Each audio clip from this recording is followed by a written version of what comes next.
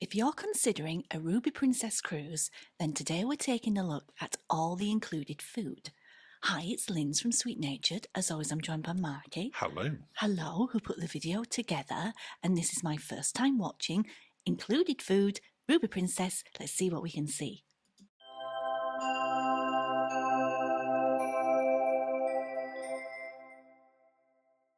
Well, as you said in the introduction, Linz, today we're taking a look at all of the food that's included in your fare when you go on Ruby Princess. Yes. And we're going to start off with the buffet. Are we starting in the buffet? We are, because we're going to be spending a lot of time looking at the main dining room, so I thought we'd start here. Okay. The buffet is open for breakfast, lunch and dinner. Yes. But it's not open all day. No. So you go on some cruise ships and they essentially never close. Yeah. This one does change around in between servings. Mm-hmm. As you'd expect, all the usual bits and pieces that you would expect to see in a buffet. Yeah, I felt it wasn't the most adventurous buffet. It was very traditional. Yes. There wasn't a massive range of food. Whilst it was mirrored at the other side, it was the same thing. So you didn't have a huge choice, certainly compared to some of the bigger ships and the newer ships. Yes. But what there was fine. Yeah. But as you said, very traditional and not necessarily a huge amount of choice. No, but we enjoyed what we had. We did. We actually didn't eat in there that often, but for what we did, we gave it 6.5 out of 10. Okay, let's go with that. Well, before we go on to the main dining room, would you like to just take a second to invite people to subscribe? I would love to invite you to subscribe. Thank you, as always, if you already have done. And, of course, you can also follow along on all of the social media, including Instagram, TikTok, and our Facebook group by just simply looking for @SweetNatured. Thank you. Now, on to, I was going to say the main meal, but Ooh. certainly the main dining room. Okay. Which we were staying in the reserve class. Yes. Or reserve collection. I keep wanting to call it reserve class. It was club class, and then it became reserve collection. And we keep marrying the two. We do. Maybe ours was the right word, maybe it was wrong. The reserve collection is still in the main dining room. Yes. But you go in your own entrance, and it's a separated part of the main dining room, but you can still see the main dining room. Yeah, you've got a little corner. Yeah, did that make sense how I described that? I understood it. Well, that's all that matters. Now, you can go in there for breakfast, lunch and dinner. And we did all of these things, as you're going to see, most days. We loved it because you get the same waiting staff. Yeah, which when we first started cruising, you had set dining. And that meant you always sat in the same table. Yes. And you always had the same waiting team. Which were fantastic because they got to know you, they got to know what you liked and didn't like, they knew what you wanted to get for your drinks. Oh, that's a sad egg. Yeah, but it's the only sad egg. The other one was fine and mine were good as well. But you would really get to know that team. Yeah. You'd get to know the maitre d' and everyone. And this felt very much like, I want to say throwback, but I don't mean in a negative way. No, but we really enjoyed it. You even got proper cream. I got proper cream in my coffee. Oh, it's so good, wasn't it? Oh. There was absolutely nothing about this main dining room that I didn't like. Well, our cosy corner. Well, we were in one of sort of 3 seats, weren't we? Depending on whether if anyone else was there before us. Yeah. So we sat near the window a lot, or in the table next to the window, or in the table next to that one. Yeah. So we were never really far away from there. But we had the same waiting team all the way through. Can I just mention we're in Alaska right now? We are in Alaska. That's why I'm wearing a fluffy hat for breakfast. Not in the Caribbean. Not in the Caribbean. Yeah. Now, the main dining room in the reserve collection compared to the other main dining room has the same menu, but you have some tweaks for each meal. So if you're in there for breakfast, lunch or dinner, then they have some things that are a little bit different in there, including some meals, and we'll get onto that for the dinner, where they're prepared in there. Yes. Or some little bonus courses. Yeah. And whilst you eating off nearly the same menu, it felt a million miles away from being in the other main dining room. Now that egg, that breakfast, I can't remember what it was, but that wasn't... That was your scrambled eggs with salmon. yeah, how it came out and what I expected it to look like was two different things. But that's my fault. That's my fault. Yeah, but it wasn't that you didn't enjoy it. No. I would never say it was rushed. Oh, it wasn't rushed in there, and I'd never say it were busy. It was amazing. I loved it. The service, the breakfast. I love a breakfast. Yeah. I'm like a little hobbit. I will. You need that first sort of meal of the day, don't you, before you have second breakfast? Otherwise, let's face it, I'm a nightmare. You are, yeah.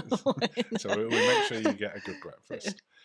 But I just really enjoyed it in there. I was touching on that it was never that busy. Mm-hmm. And you'll see as we progress through when we're showing lunch and when we're showing dinner, it just was never busy. I don't know where everyone were eating all the time. Can I just address something? Because I feel I'm going to go downhill. I found Alaska to be very emotional, a very emotional cruise, and I forgot how to put things in my mouth. So I just want to... Are you sort of setting that up in advance of you're expecting there to be videos? Because you've not seen it. I haven't seen it, but I'm just... I'm remembering that there was issues, and I feel that we should set a sense of foreboding. Okay. Well, foreboding set. Thank you. One of the bits that you might have just seen quickly on the menu then, which I don't recall seeing in other princess ships. I'm sure it must have been. I just don't recall it. What's that? But they had some things called indulgences where you could pay a little bit more at lunchtime. We didn't indulge, did we? We didn't need to. It was so good. Oh, look at that chips! I've got all the mayonnaise, all the mayonnaise, the ketchup, all the dipping sauces there. What am I doing? Well, basically having a plate of chips. So me. But lunchtime again. It's the same for breakfast, same for lunch, same for dinner. We had the same team throughout, who were just absolutely fantastic. Mm-hmm. So your summer roll there, isn't it? Yeah, you had the spring roll, I think. Yeah, I'm not a fan of a summer roll. I really enjoyed it. I don't know. There's something a little bit like, what's that film with Sylvester Stallone where he's... I have no idea where you're going with this one. And Wesley Snipes, what's it called? Demolition Man. Yeah, there's something a bit Demolition Man about... Well, if you agree with Lindsay that there's something Demolition Man about a summer roll, please put in the comments. If you've any clue why she's on about that, also please fill me in on the comments. That'd be fantastic. Now, we didn't go in here as many times for lunch. I think we went in here 2 or 3 times. No, because we were busy. It's Alaska. Yeah, we were off the ship most of the time at lunchtime, so we didn't get as much chance. I look to have a bit of a glow up then. I feel that was a bit... Dinner, however. Dinner. And you touched on as well that, it's such an emotional place, Alaska. Being able to look out, I was going to say to see, you are kind of, and see those views while you sat there. It was amazing. Were just fantastic. Now we've got to talk about Nicola and his pasta station. Yeah, Nicola was the maitre d' for our section. Yeah. For the reserve collection. Yes. And every night he made a special dish. He did. Which he brought to you. It wasn't on the menu. And you could see him kind of cooking at the background. It just appeared quickly then. And his pasta were phenomenal. It was so good. There was one I couldn't have because of the anchovies. Yeah, I had that. That was great. You loved it. But yeah, I mean, I love food. I enjoy food. I'm not one of those ladies who goes places and orders a salad. Well, just not one of those people, not just ladies. Well, no, I'm not a salad person. You like your food. I do like my food. We can tell. You're keeping most of it in your mouth at the moment. Oh, no. This time. I had a chilled, what was that? What was soup. That? I don't think that's me. I don't remember it. No, it's not me. I enjoyed it. But yeah, going back to sort of Nicola and the preparing the fresh food, it just really great. The chicken parm that you had there, you said at the time that was better than you had on some princess in Sabatini's. That's true, it was. Now, we then later went into Sabatini's on here, which was even better than this one. Yeah. But for a main dining room, the food, the food was just consistently brilliant. It was so good. Do you remember us having a average meal in there? No. Because I'm not going to say bad because we didn't have a bad meal. I can't remember. No, I don't think so. What I know... Even the chips were good. They were. What I do know that we didn't have a lot of, we still had quite a few, but we didn't have a lot of, was the desserts in there in an evening. Because of Nicola making the fresh pastas, we'd have had 4 courses by the time we got to that anyway, and there were big helpings. Yes, we went and had. So we had liquid desserts quite a lot of the night. I love a liquid dessert. Look at your face. I love a liquid dessert. I love a liquid lunch. Now, I actually like a liquid breakfast as long as I can have some food. Yeah, you need something edible Solid within that at some point. Solid-ish. Like Bloody Mary, does that count as breakfast? It's got celery in it. It has. And it had prawns and bacon on chip on this one. Yeah. And cheese. Oh.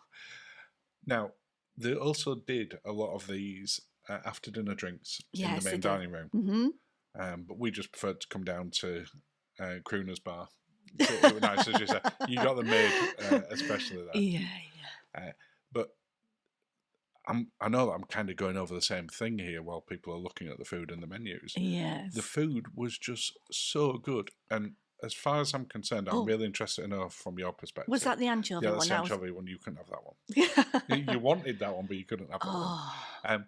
Do you remember a main dining room on any other cruise ship that we've enjoyed more than this?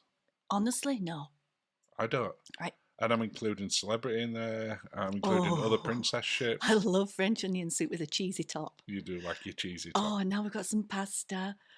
This is Nicola's pasta again, isn't it? This is why we didn't have a lot of desserts. And on one of the days, I don't know if it was the anchovy one. I look a bit cold. It's Alaska. Yeah, you're obviously just warming up in this. Yeah. I remember having 2 of the pasta ones because he brought me one. Yes. Then he brought another one. He's like, would you like some more? I'm like, oh, go on then. Oh, no. But yeah, that's why we didn't have a lot of the desserts. Now I remember this. Yeah, this could actually go into your warming piece. Why is it in? Why is it in? Because people deserve to see the right way to eat pasta. It's not the right way. And maybe the wrong way to eat pasta as well. Oh, good grief. I mean, why does it have to be cream? Just like cream. It's just so classy. This is why I enjoy taking you out to all the posh places. I mean, it's a good job we're married, isn't it, that you like me? Because, gee whiz, would there be a second date? I don't think so. I think there would with that amount of cream around your mouth. You said you didn't have salads. You were having a salad then? No. Yeah, you had the watermelon salad. I'm telling you, Alaska was a very emotional place. You had the watermelon feta salad, and I remember you saying how much you enjoyed it. No, that's not a salad, is it? Okay, fair enough. One of the rare desserts that we had, and we shared this one. It was the baked Alaska, wasn't it? Yeah. We got the baked Alaska please parade tell me while we were in here as well. Please tell me I get this in my mouth. You do, but it all goes in one go. Well done. Well done, Lindsay. Well done. Do you remember the baked Alaska parade that they did? I do remember that, and we waved us napkins and everything. We did. We went in there they came past us because of our special corner. They did. We had our own special little parade. Yeah, we did. We went in there on the formal nights as well. Both nights? Yeah. No, one of the nights. One of the nights. Because you can see that people are more dressed up. Yes. Alaska's not a place on a cruise where people get overly formally dressed. No. So the fact that anyone's in shirts and ties is you just can't be taken anywhere, can you? I'm just so classy. I mean, that crab cake was delicious. It was so good. That were a better crab cake than what they do in Crown Grill. It was a really good. Look at my little face. Yeah, that says it were good. Now, you were convinced when I showed you a picture of this, not the video, that this was what I had in Crown Grill. Not in the main, and it's not. Look, it's there. Main dining room. That beef was a little bit overcooked for you because I'm a vampire. Because you are a vampire, but it was medium. Mm-hmm. But they asked you how you wanted it cooked. Yeah, and it was okay. But for me, the Cherries Jubilee. Love Cherries Jubilee. We'd give the main dining room, the first time we've ever given a main dining room, 10 out of 10. I totally agree. To put that in perspective, that's not saying it's the same 10 out of 10 of what ultimate speciality dining would be. For a main dining room, phenomenal. It was amazing. Loved it. Other places you can get some food. Yeah. International Cafe. Yeah. This was actually the first place that we ate when we got on board. When we got on? Yeah. because we arrived before it had turned to lunch. Yes. In the buffet, and before and after breakfast had finished. Yeah. And we'd not eaten much. So you got a cheeseburger pie. A cheeseburger pie. And then we sat at the bar for Vines. I do remember my cheeseburger pie. Yeah. Again, I am so classy. Well, to be fair, the place were rammed. We couldn't get into the rooms yet. They were getting everything sorted out, so we weren't quite there. International Cafe is also where the Princess Premier Salad included it as. Included for what we paid in our fares. Then that's where you get the Premier drive you. That's the stairs.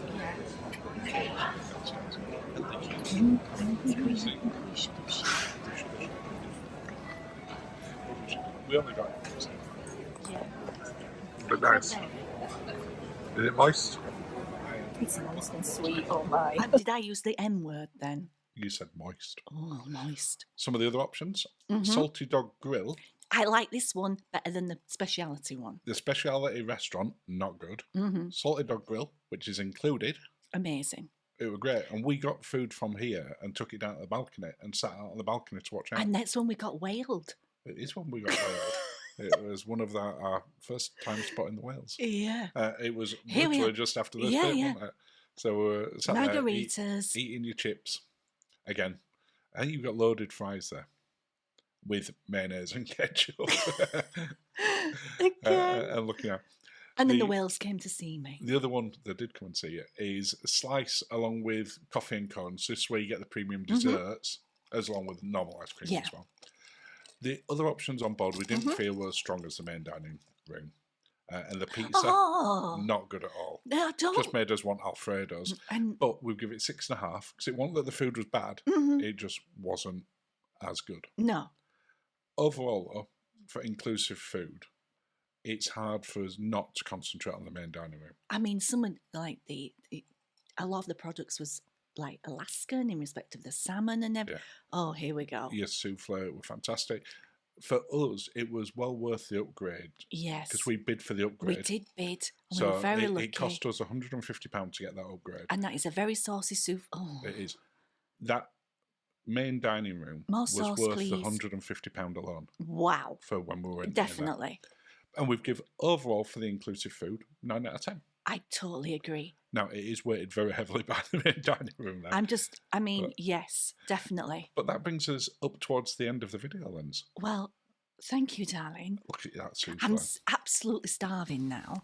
Well, we'll just say a big thank you to our Sweet Natured channel members. Thank you so much. Cheers, darling. If you do want to find out more about being a channel member, you can just scan the QR code. You're doing it again. And we will leave Lindsay walking off, looking into the distance. Throwing the self. Looking for whales before she goes to get some food and a drink. Yeah. Well, end of the video then. Oh, well, thanks again for watching and have a lovely day.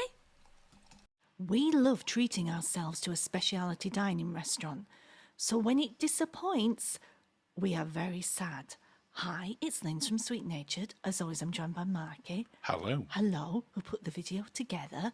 And this is my first time watching. So Ruby Princess, Specialty Dining. Let's see what we can see.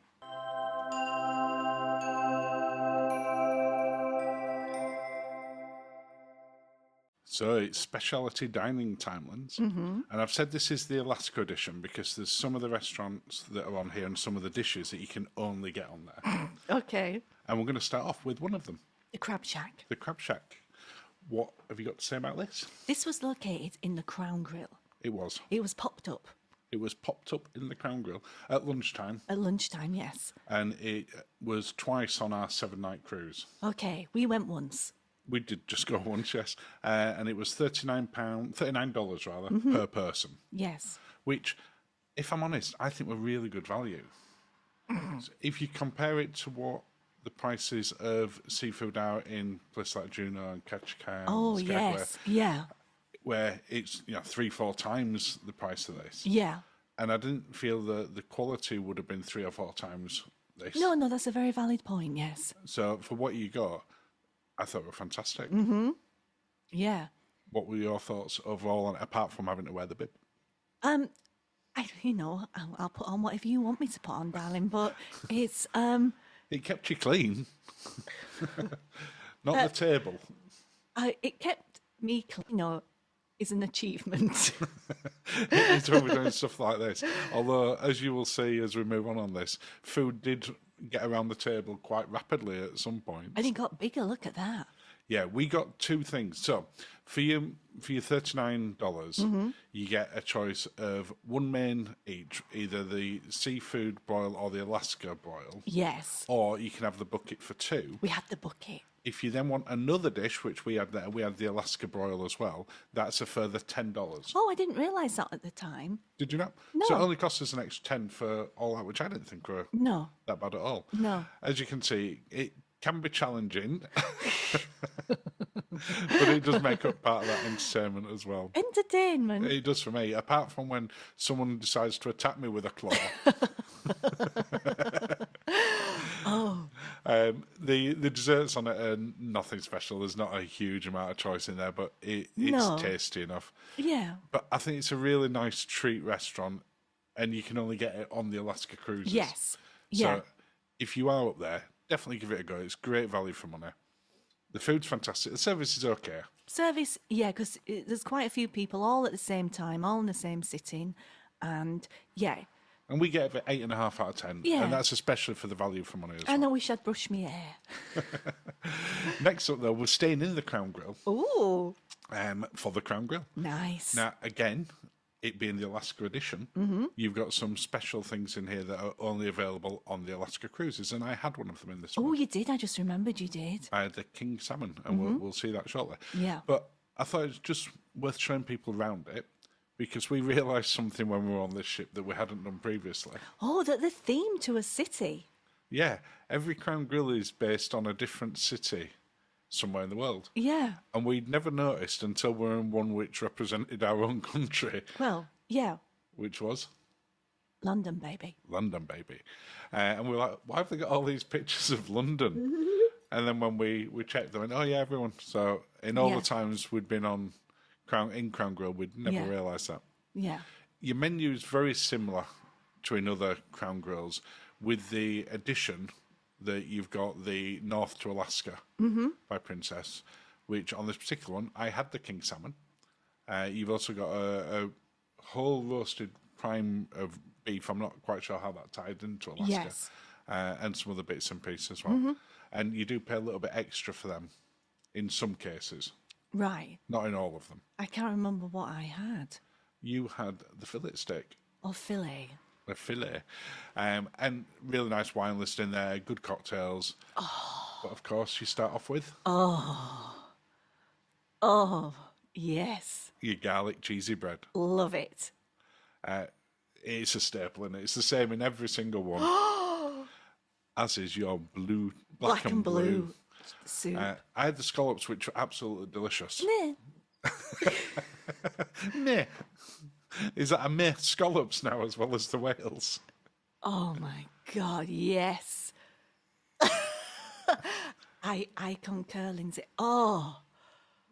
You do like your black and blue. It's probably the best soup on any ship. I like the blue.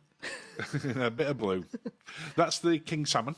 Yes. I don't think I've ever had fish in a steakhouse before. No, I don't think you have. That's a I probably won't again. Not that there was anything wrong with it, but it felt a bit wrong having fish in a steakhouse. Yeah.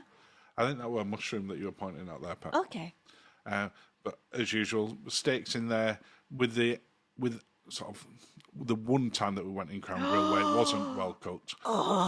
They're generally perfectly cooked, aren't they? You having a good old moan over there, looking at your bloody steak? Oh, hello. Oh, yes. And it were fantastic. The service in here were great. I really get a lot out of food. You do, don't you? Especially when we're recording this before we've eaten. Oh, and, and you've got a glass of wine. Oh, my goodness. Desserts in a steakhouse are always okay, but you loved this particular one, which was the creme brulee cheesecake. Oh, I did enjoy this, yeah. Fantastic service as usual, great food, and we've given it 9 out of 10. Now, we're going to go from one extreme to the other in a second, but before we do that, would you like to invite people to subscribe? I would love for you to subscribe. Thank you, as always, if you already have done. Honestly, it's fabulous. And of course, you can follow along on all the other social medias as well, including Instagram, TikTok, and our own Facebook group. But we're now going on to the extreme. So we've just had a great experience. On to, I believe, the worst specialty dining experience we've had on any cruise ship ever. Okay. Do you agree? Yes. I mean, we've given too much away now. There was no intrigue there, darling. We've not, like... Well, to be fair, on the thumbnail, it will say worst dining ever. Or words to that effect. I mean... Let's take a step back. This is the Well, Salty that Dog was really Gastropub. When we went in there, as you can see, there was only one other table in there, and the pub itself was really quiet as well. Yes. So this wasn't a case of that it was overly busy. It wasn't that there was short of staff. No, I moved, didn't I, because of Yeah, the you were aircon. sat right below the aircon there, and you were frozen. So I moved across. Salty Dog is one of they class it as casual dining, but you do Yes. pay extra for it, which is why we put it in the specialty dining. It's $14.99 for there, and you get 2 plates and a dessert. Yeah. And they also bring you these little cheese sticks with, it said beer cheese, but it were a bit sort of runny. It wasn't a great one on there, but they're included. Yeah. But it's, yeah.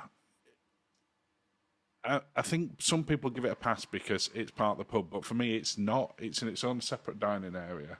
There is an upcharge to come into here. You see, I liked that. You can tell by my face. I liked the beer cheese. Yeah, you didn't eat much more of it after that part, though.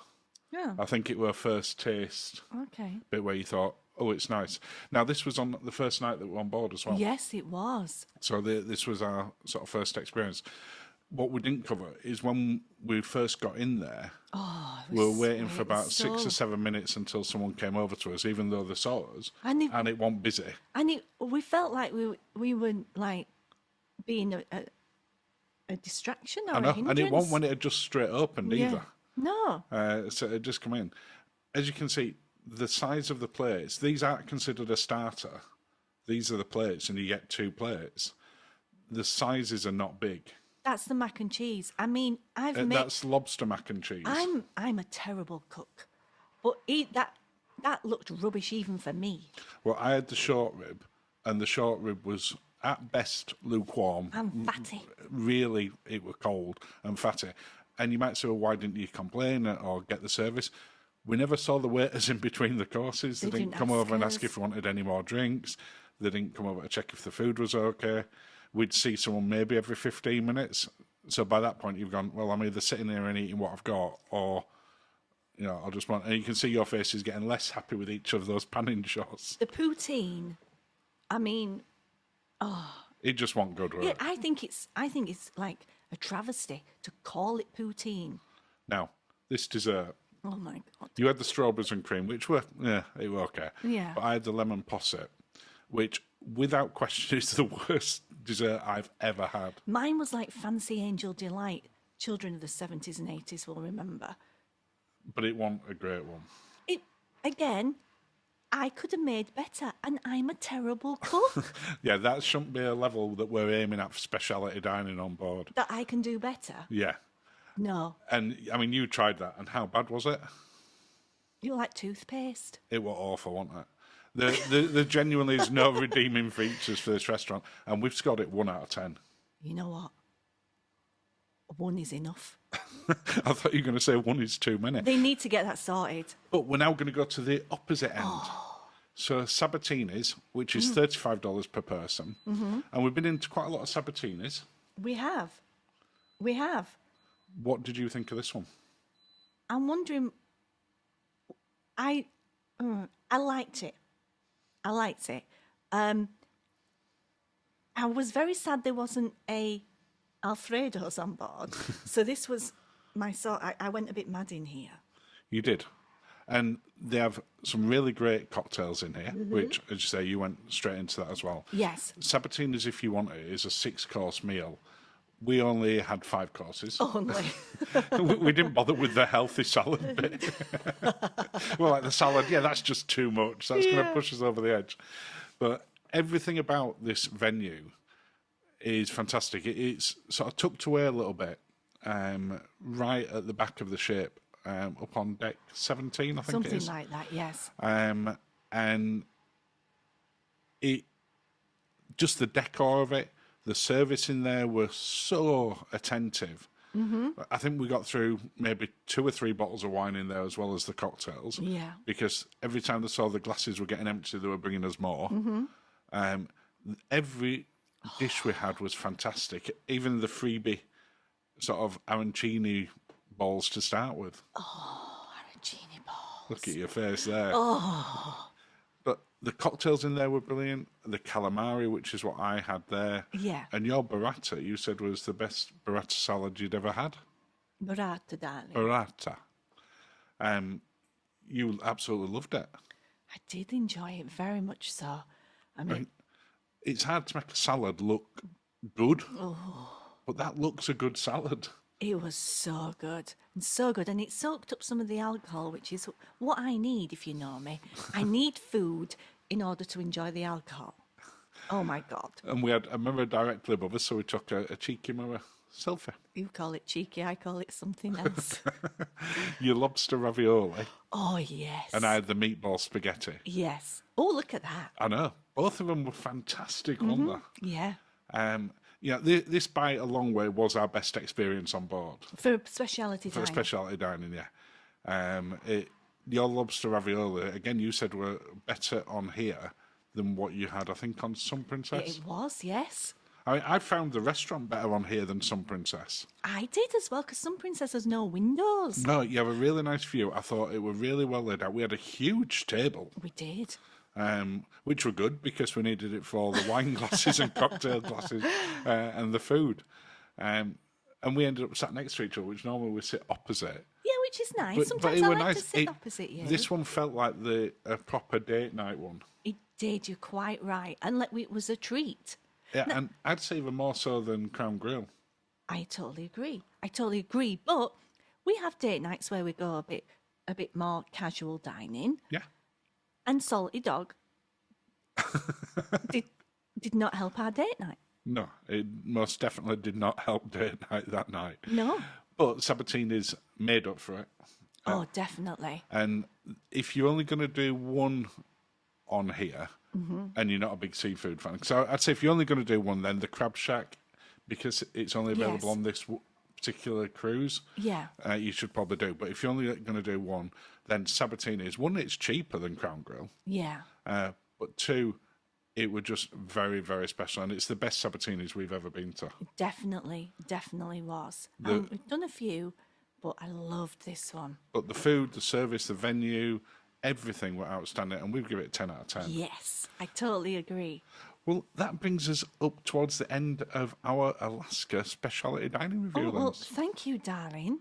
Thank you, Linz. It remains for me to say a big thank you to our sweet-natured YouTube channel supporters. Thank you. And if you'd like to find out a little bit more on that, you can just scan the QR code.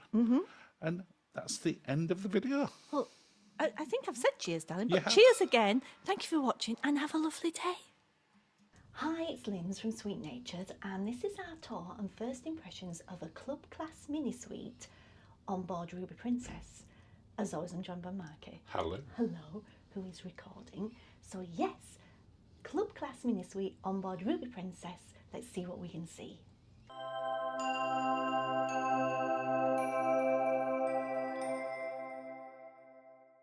Well, as you said, Linz, we're just coming to, right now, our club class mini suite on board Ruby Princess for our Alaska cruise. Yes. We've not had a look around it yet. Nope. Literally just walked in. So, do you want to show us around?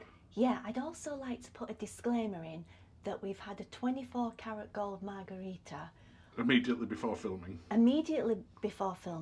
Also, the time zones changes. Ooh, that's just frazzled. So please bear with. Okay, on with the tour. So first of all, we're in our walk-in wardrobe. Now, you know what's missing? We've got no dressing gowns. I guess they're going to appear, / robes. Yeah.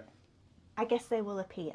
I do like the walk-in wardrobe areas on Princess. There are a few other ships that have them, but not many. And just having that amount of space, having said that, we've got all that space. and it's not like we've got formal wear as much on this particular cruise with it being Alaska. We've got fancy-ish. Fancy-ish, but not properly. Well, it's fancy-ish. There's a strapless bra involved, so fancy-ish. So let's have a look what we've got. We've got a bag to put our things in. That's nice. How excited are you about a bag? But proper coat hangers, so it's Proper not the anti-theft ones. Yes. Proper coat like hangers. them. We've got full-length mirror, little teeny tiny safe. Just come out of the way a little bit, Pet. Oh, it's a tiny little safe, isn't it? Look But at it. plenty of shelf storage. Yeah. Not the deepest shelves, but it'll do nicely. We like a shelf, full-length mirror, as we said. Now the bathroom. You might want to come around the other side of it. Okay, so we've got bath, shower combo, in case of emergency. Am I right in thinking that all the mini suites have a bath? I think It's not just a club class. I think it depends accessibility. There might be. I think the club class one, as well as we get some extra amenities and restaurant access. Yeah. The actual rooms are the same as the other ones. It's just the locations are what they consider the sort of premium locations. So for this, midship deck 9. Okay, thank you. Welcome. Yes.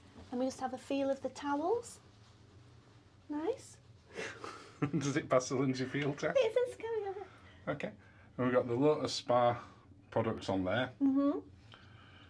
Usual Bin. sort of shelf space and things in there. Electric toothbrush. / razor. Yeah. And a non-slip. Plenty big enough. Yeah. I do miss a dedicated shower when you get these. I know it's like third world problem because we've got a mini suite and it's a bath. I think you mean there. first world. I do mean first world Good problems. grief. Yeah, that would be very different.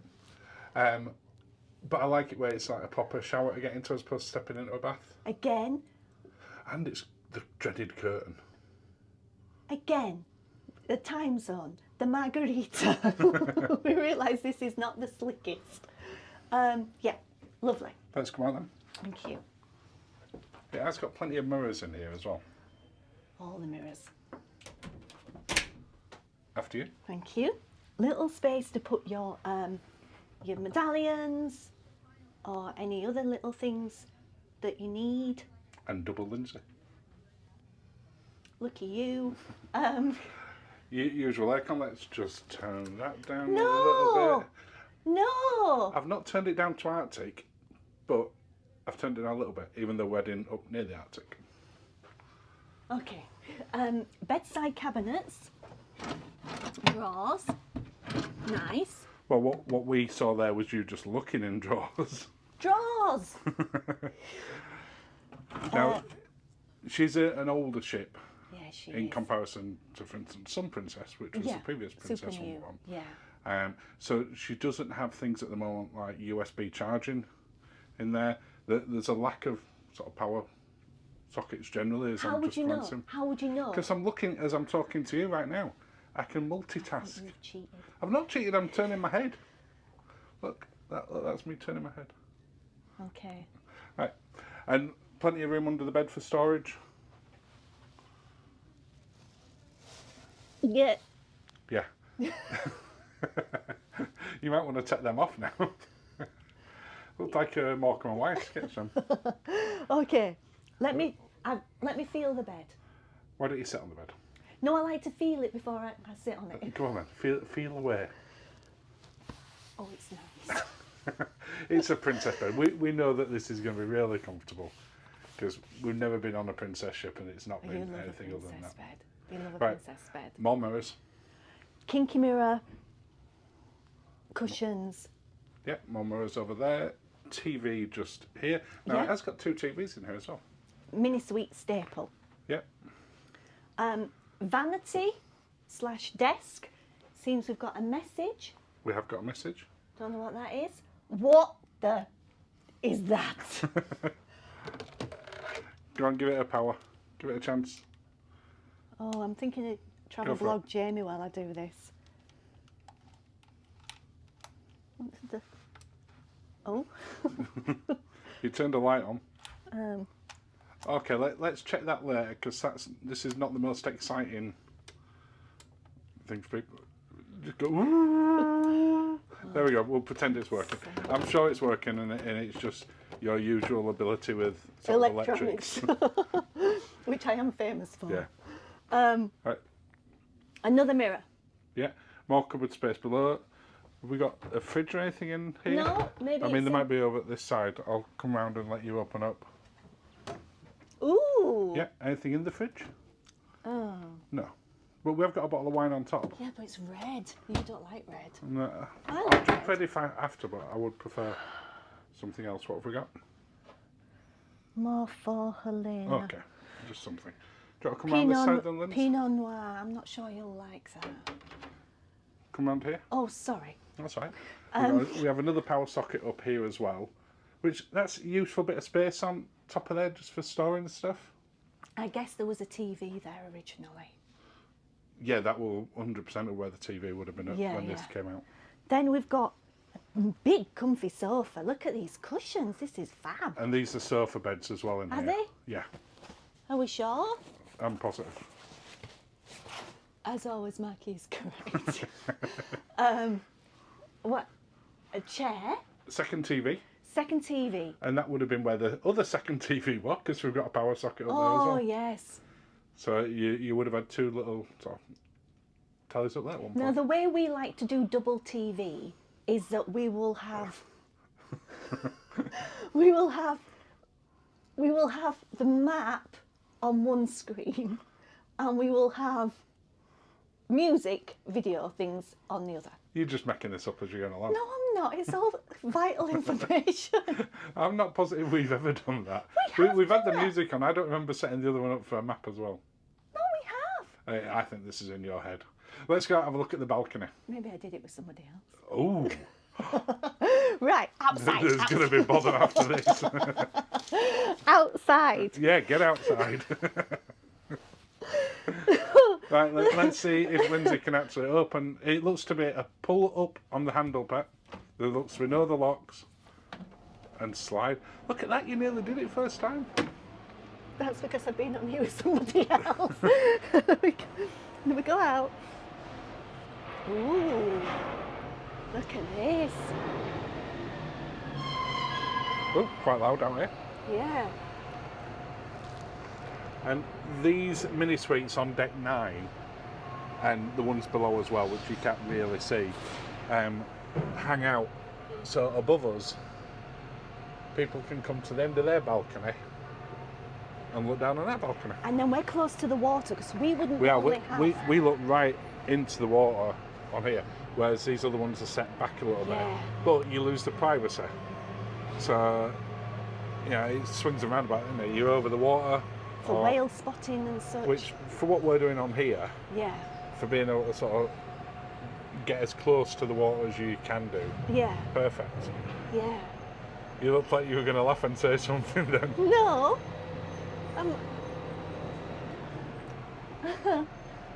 But it's a nice sized balcony.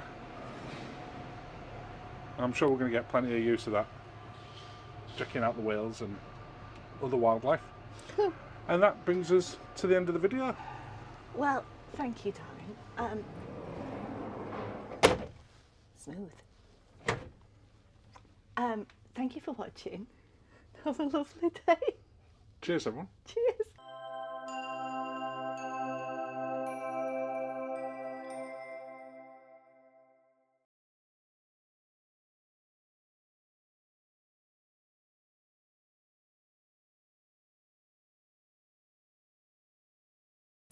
If you're looking to cruise on Ruby Princess in Alaska, then this ship tour is for you. Hi, it's Linz from Sweet Natured. As always, I'm joined by Marky. Hello. Hello, who put the video together. So yes, Ruby Princess in Alaska. Let's have a good look round and see what we can see.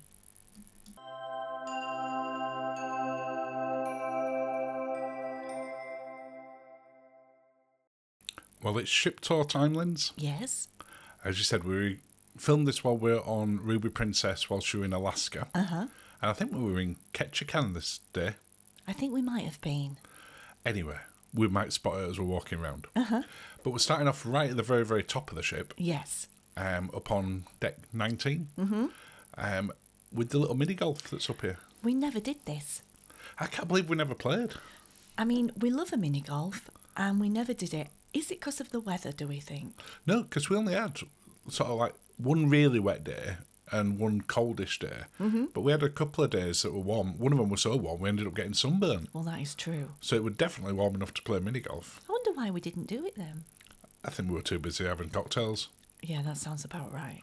And I might have suggested at one point, whilst having a cocktail, and you would have said something along the lines of, should we not just go to Crooners or get in that hot tub below instead? Maybe. Sounds more like you, doesn't it? But apart from this time when I went up here, I did go up here a couple of times, and each time I went up, there were either people playing mini golf. Yes. Because we did have some families on. Mm-hmm. Not that many, because it wasn't sort of in the school holiday season quite yet in the US and in Canada. But there were either people playing mini golf or playing the shuffleboardy game at the side. I never remember the proper name of that. No. But it's a lovely space up here, even if you're not planning on playing. Yeah. If the weather's nice, and we are in Ketchikan here, you can go have a look over, and you got obviously fantastic views because you're right at the top of the ship. Yeah, it's very nice. I'm really sad that we didn't get to play now. It looks a really good little mini golf, doesn't it? Little is the. Yeah, it's a small one. Yeah. But it's free. Yeah, we like that. Because, unlike some other cruise lines at the moment have started charging for mini golf. Yes. This one isn't. But you're right at the side of the sports court. Mm-hmm. And every time I came up here, and this was included on this one as well, there were people playing predominantly pickleball. People love pickleball. Every ship we go on. Yeah. Pickleball at the moment, isn't it? People just love it. When did it become such a massive craze? I don't know. I think about 18 months ago, but we've still not played it. Maybe if we did it, then we would end the craze. Yeah, probably. Knowing me. Or people would be sort of figuring it out. That's the lift up to deck 19. Yes. We touch on that in your ship tour. In my your practical ship tips, yes. So if you've not seen that, there will be a link to it down below. Go have a look because there's some really useful tips for sort of getting around this ship, but in particular, this one where, as you're going to see in a second, not that accessible if you struggle with mobility, steps. Yeah. Because you're up on the top and you've got 3 flights to get down. Yeah. Plus, it's kind of stuck right at the back anyway. Yeah. So not an easy place to get to. Mm-hmm. The good thing about it, you'll see here, as you're coming up on each deck, there's these massive wide spaces. So when you go into places like Endicott Arm and Dawes Glacier, or any of the other glaciers that you might be going to see, it's another great viewing platform. Yes. Because people very rarely go stand there. They'll go down to the front of the ship, where we touch on that in your ship tips, which great viewing platform. Yeah. But at the back, on deck 19, halfway down them, tend to just not bother as much. And we did see people having pictures taken there because, of course, you had quite a wide open backdrop for photos. So that's, something to consider as well. That if you want something like that that's a little bit special, or you want somewhere where you're in formal gear and you want to have a nice outside shot, then that'd be a great one. As long as you're not sort of seeing it being overly windy at that point. No. I know when we were walking around one time, in fact, when we were filming your ship tips, we walked on that top bit and it was blowing absolute gale at the time, wasn't it? Yeah. And it was hard to walk in it, so you definitely wouldn't have wanted to do that. Yeah. It does have quite a decent size kids club area. Okay. As we were just walking through there, and it covers everything from sort of the very, very young, as we touched on there, up to your late teens. Yeah. So, and it seemed popular every time, again, when we went in port, every time I came past there, there were kids in all of the different sections of it. Yeah. To say it's not a summer holiday or Easter at this point, then it's not too bad. We're up on deck 18 here. Yes. Skywalker nightclub. Oh, Skywalkers. I love the name.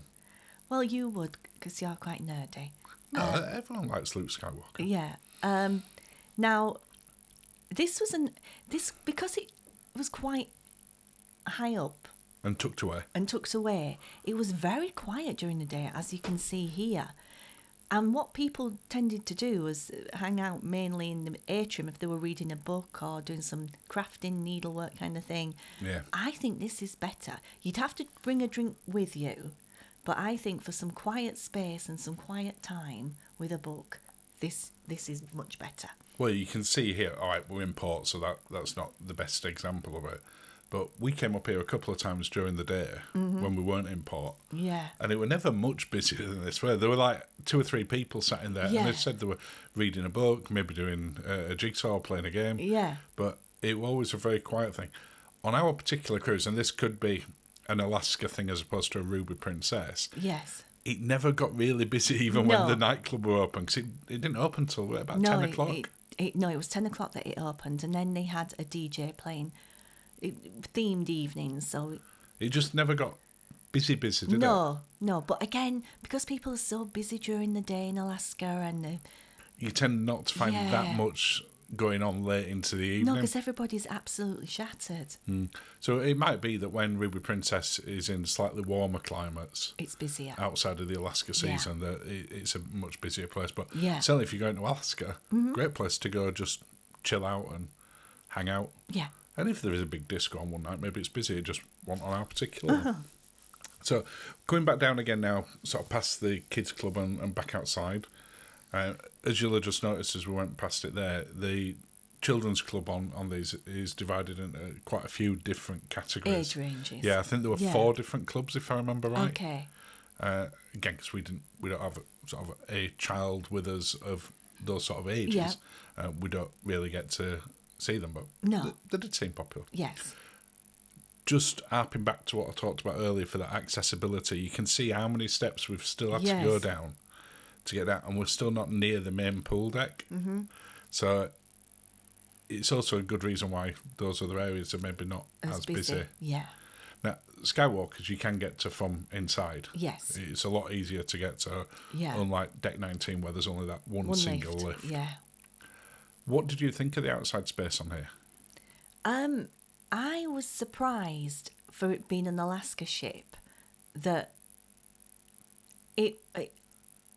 there was. I mean, I'm looking at it now because people all went for the front of the ship, didn't we, when we were cruising in to Endicott Arm? Yeah. But I didn't see what it was like here, in respect of, because they're all set up for sunbathing there. There was one day that you could sunbathe. Yeah. There were plenty of other days where you could sit out. You were just a little bit more wrapped. You had to be wrapped up, yeah. So yeah, it surprised me the amount of outside Sun lounges. space. Yeah. It didn't surprise me about the amount of outside space because we'd watched videos about it anyway, so I'd seen it. And it's the same class of ship and pretty very similar design to P&O Ventura. Yes. Which we've been on, and so we were kind of used to it. There's little bits that are tweaked, there's little bits that are near identical. Mm-hmm. But I expected a lot of this space to be just pretty much clear, that there won't be as many sunbeds out. Yes.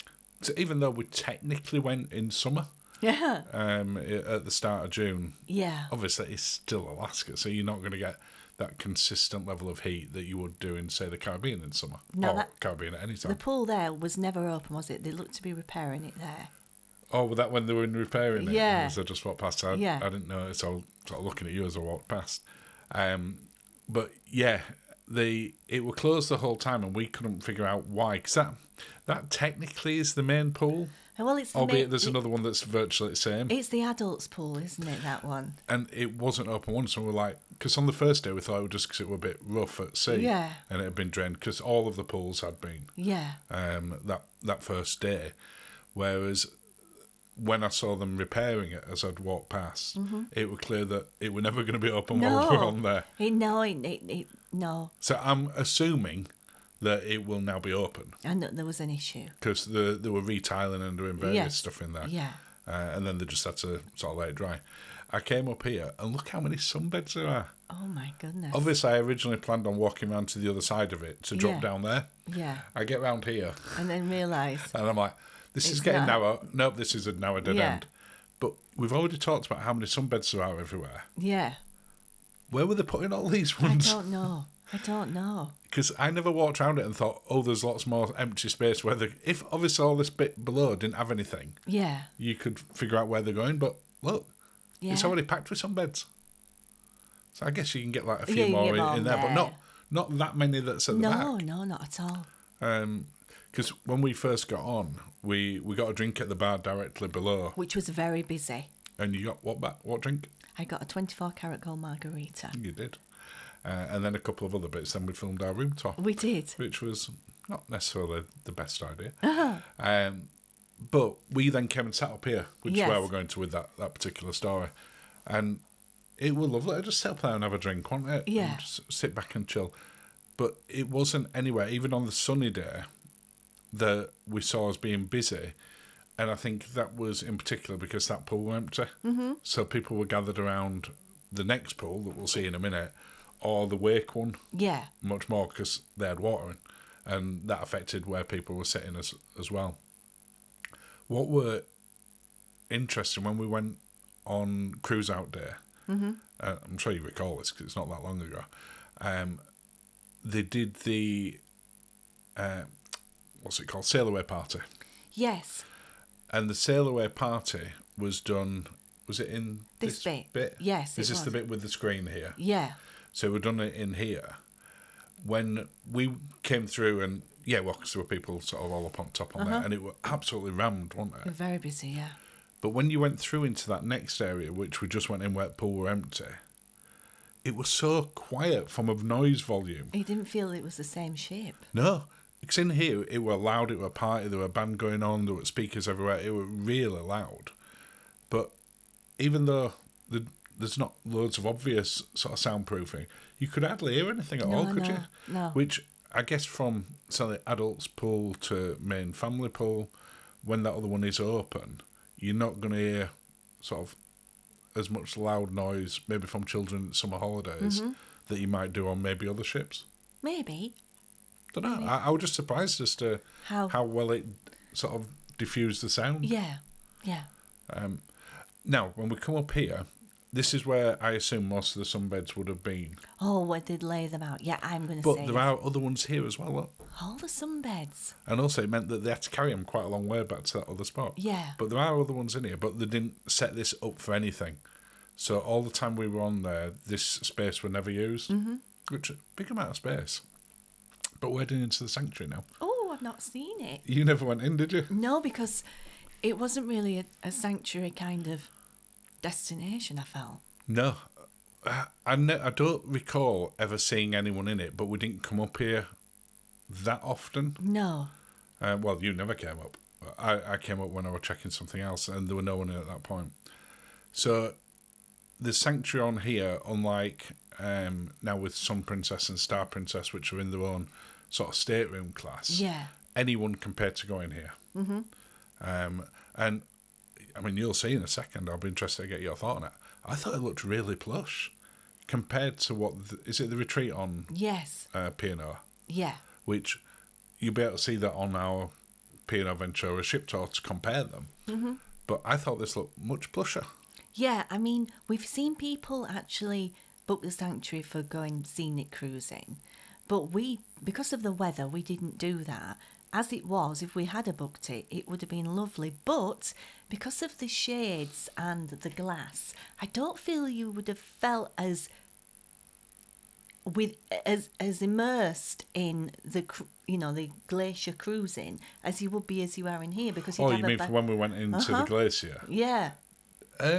No, because we had an unobstructed view of it. There were no glass in the way. No glass, no, and I could see cruising into here for some scenic cruising would be lovely, but I felt more in it where we were stood.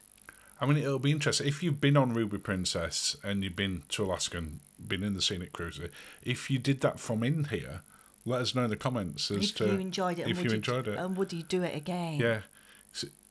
I think it's a lovely one. And the pool below is also for the sanctuary as well. Whereas on Ventura, that one's open to anyone.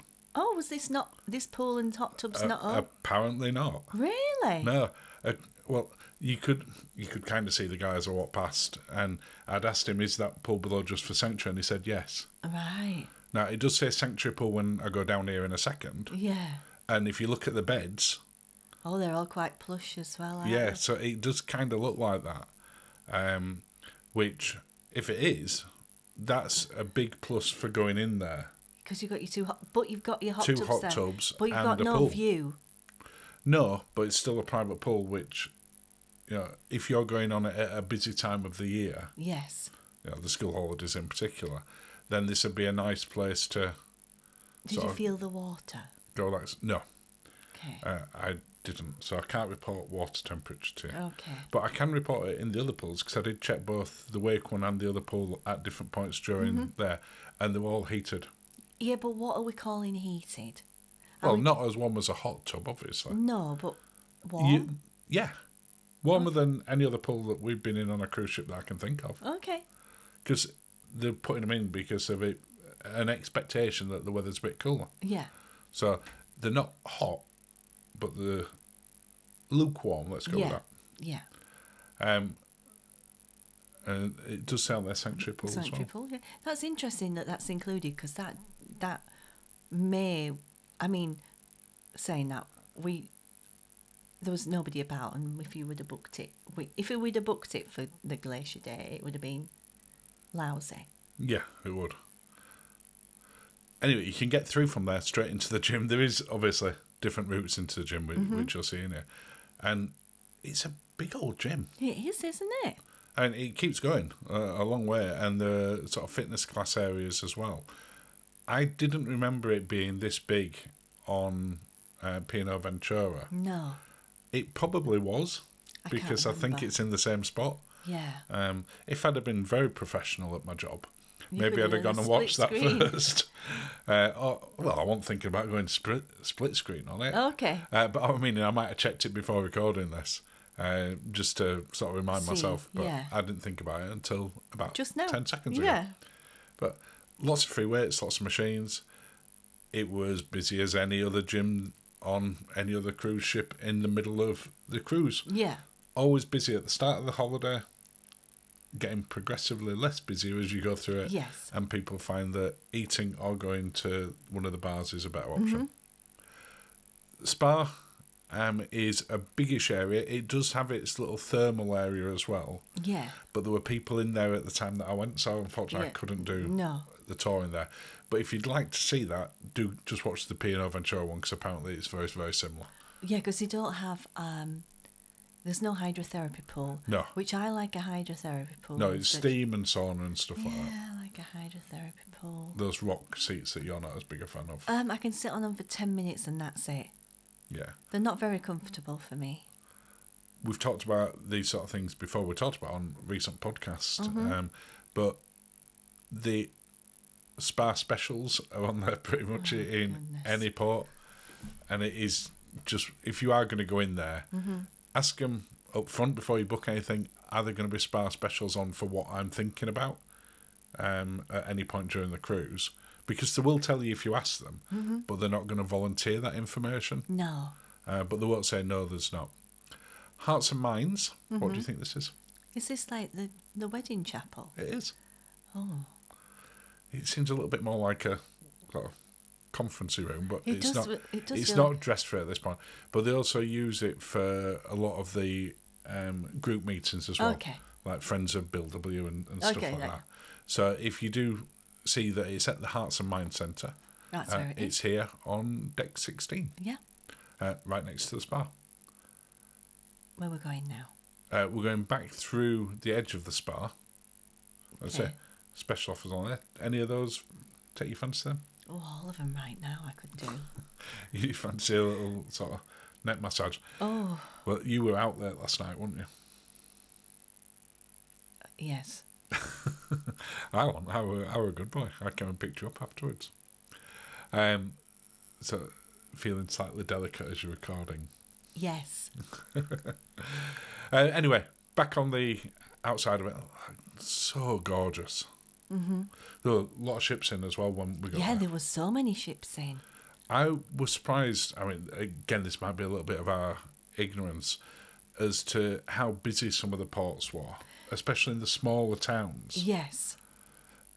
Because it wasn't just this one. When we got to Skagway, there were I think there were 5 ships in that day as well, and there were 5 in. And when we're talking about ships, there were big ones. We got with that edge at the side of us. There. Yes. Then we had another of the Solstice classes. The one that you could see as we walked around here were one of the Seaborns. And the Carnival ship. We had Carnival in as well. So and they'd all got in before us that day. Yeah. I think we were the last of them to arrive. Yeah. So when we got off the ship, There were an NCL ship as well. there was an NCL ship as well. When we got off the ship, the town were absolutely packed, weren't they? Mm-hmm. But when we looked over a little bit later on, as they started to sort of set off one after another, the town just went quieter and quieter and quieter to where the point where we were leaving, it was so quiet. Mm-hmm. But gorgeous little place. Again, another lovely little spot to just go chill. On the left-hand side where I'm walking past, that's the view that you have if you're on things like the treadmills in the gym. Yeah, okay, I understand. So, nice little spot. And I think we stood here. We didn't go as far down the front, did we? When? Oh, sorry. Excuse you. When we did cruising into Endicott Arm, we stood here. We stood literally about where we are now, didn't we? Yeah, that's what I'm saying. We stood here. We were up a little bit further to start with because they did the cocktails first thing in the morning. They had a Bloody Mary station. Yeah, and Mimosa station. Yeah. You had one of those Bloody Mary ones. What did you think? It was a tequila one. It was very spicy. It was... Oh, it was very tequila forward. I remember you passing me a chest. I'd forgot now. Yeah. Yeah, that was quite a strong one. It was a very strong one. They also had mulled wine type ones and alcoholic hot chocolates, which I had. Nice. I had a rum hot chocolate, which I didn't was very remember nice. the mulled wine one. Yeah. I didn't see that. I'd have tried it. But you did try the mimosa. I did try the mermaid mimosa. I prefer a regular mimosa, I've got to admit. You do? Yeah. But nice for going and looking at glaciers and seals. Yeah, it was nice. Back to that middle pool. Which I would say is the main pool, because we've got the hot tubs, you've got the little food outlets, you've got the bars. You got the screens. Mm-hmm. It's definitely the pool where, well, on our one, because of the other one being closed, everyone were hanging around at when we were in port. Yeah. But even then, and I don't know if I catch it when I go around the other side, they were still working and repairing on this when we were in port this day. Yeah. So maybe it just had sort of a little bit of battering with some bad weather for on the previous cruise. Maybe. We've got the Slice Pizzeria. I didn't like the slice here. One great word. Didn't like it. Now, I mean, we'll cover that on our Food review when we do that. Which, depending when you're watching this, it might be already there. Mm-hmm. At the time we're recording it, it's not, because we haven't done it. But we were disappointed. We got on this ship thinking it had an Alfredo's. Yeah. But again, our fault, because we didn't actually check that this ship didn't. I never assumed, it never ever occurred to me that there would not be an Alfredo's on this ship. Just didn't dawn on me for 1 second. Alfredo's should be on every ship. It should be on every ship. Not just Princess. They're absolutely our favourite pizzas, aren't they? Yeah. Oh, we've got a screen here. No, we said that wrong actually earlier on. No, you said it wrong. I said it wrong, yeah. Because the screen's in this one. So this would be the normal main pool. I don't where you've got the movie Under the Stars. Yeah, I would say the other pool is the main pool. They're very similar, aren't they? Yeah. And I was surprised that there was no, again, it never dawned on me that there wasn't a covered pool. Because for some reason, I took it, because we were going to Alaska on a little ship, there would be a covered pool. Yeah, not on this particular one. No. There are on one of the other of this class, but not obviously on Ruby. No. Well, just while we're getting ready to walk into the buffet, would you like to take a second to invite people to subscribe, Linz? I would love to invite you to subscribe. Thank you as always, if you already have done. And we're heading to 10,000 subscribers. So we're getting very excited. I'm getting very excited about that. By the time this video is out, we'll we'll be somewhere very close to it. Very close. Oh, we're about 100 away at the time of recording. So, yes, thank you if you have already subscribed, and thank you if you're going to subscribe now. You can also follow along on all of the regular social media, including Instagram, TikTok, and our own Facebook group. Yes. Back on to walking through. What did you think about the buffet? That's a non-committal noise. It were an old school buffet, wasn't it? As you can see, it's where the stations are mirrored. Yes, it's same on opposite side. There's not. No, it's oh hello. there's not like dedicated stations like on the Celebrity ship that we just saw there. I know I could have gone on that ship and found myself the Nacho station. Yeah, it changes every time. Yeah. And there's not seems to be that apart from chips. Yeah, the fries. chips and burgers at lunchtime were pretty much they constant were a staple. in the same place. They were a staple, definitely. Obviously we'll have covered this on the food and video, the food review at some point, but there didn't feel like there were a huge amount of options. A lot of choice, no. In there. Having said that, we did eat in there a couple of times. For lunch, and we had breakfast in there on one occasion as well. Yeah. And like all buffets and that sort, if it's on a day where you're just about to go into port, they tend to be quite busy just before they go in. If you're not in port, then they tend to be busy then and at lunchtime. Yeah. Whereas if you're in port, as we just saw then, this is lunchtime when I were doing this. Yeah. And it were very quiet. The wake pool, I love this spot here. We never actually went for a swim in this one. I never tested the water, but we did like the hot tub here. We did the hot tub above it. Yes. On deck 17. I really enjoyed the wake views actually on this cruise. They were gorgeous. They're absolutely stunning. I mean, right at the start of the video, you could see it on the intro as you pass. I think this tiered deck at the back, which reminded me a little bit of Queen Mary 2. Yeah. It's not quite as stacked as that, but it had that essence of it. Yeah. I think it's just a gorgeous pool. I do love a wake pool. Yeah. We do, but we didn't go in it. No. But we loved looking at it. We did. It's nice to look at. I mean, you're going to see the hot tub at some point anyway, because I'm heading up towards there right now. Yeah, and there was a decent sized hot tub. Was there anybody in it when you were there? Did you film? Yeah, I think there were. I think there were a lady just getting out of it. Little fountain. Oh, so we're now by Adagio, is it? Adagio, and where you're looking there is Sabatini's. Yes. I have to say that Sabatini's is my favourite Sabatini's we've been to on any princess ship. Really? Yeah, I love the design of it. Yeah. It felt, when we went in there, it felt like a proper date night. Yeah, I guess so. But also the views that it's got at the back. Yes. Because Sabatini's on, for instance, some princess is tucked away inside. It has no views. No. And it just felt like a really speciality restaurant. It did. You're right. It did. I really enjoyed it, and they were very generous tables, even for twos. Yeah, we had a huge table. That's the thing at Sabatini's. You get so much food, and you don't want it stacked on top of you. And I feel that it was like you say, a really nice experience. Great date night one. This is that hot tub that you were just talking about. I like this hot tub. So I can't remember if there's a lady here. I'm sure I remember talking to a lady when she was just getting out of it. Cause if she is there, she was saying that it's so nice to have it to herself. Just a lovely area. That space there is the outside space for one of the kids clubs. I gathered, yeah. Weird little pool out. We never got in it. I mean, there's there is a lady there. No, she is. It's just a round, very deep pool. Yeah. Which seemed weird. Which we didn't check the water again. I feel we've let people down not checking the water. We checked that water. That water was lovely. Really was nice, so wasn't lovely. it? And that's me being a bit slow there because the lady was just saying how much she loves this hot tub. So we're talking as I'm sort of filming. So it wasn't that I've suddenly got stuck. No. Or glitching. It was very sticky. I couldn't move at that point. Oh dear. No, we loved it there. I mean, you can see from that hot tub the view that you've got. Yeah. And we did a sail away from there, didn't we, as well as sort of when we were out sort of at sea. Yeah. Just great view. These little deck sun chairs down, nearly said deck chairs then.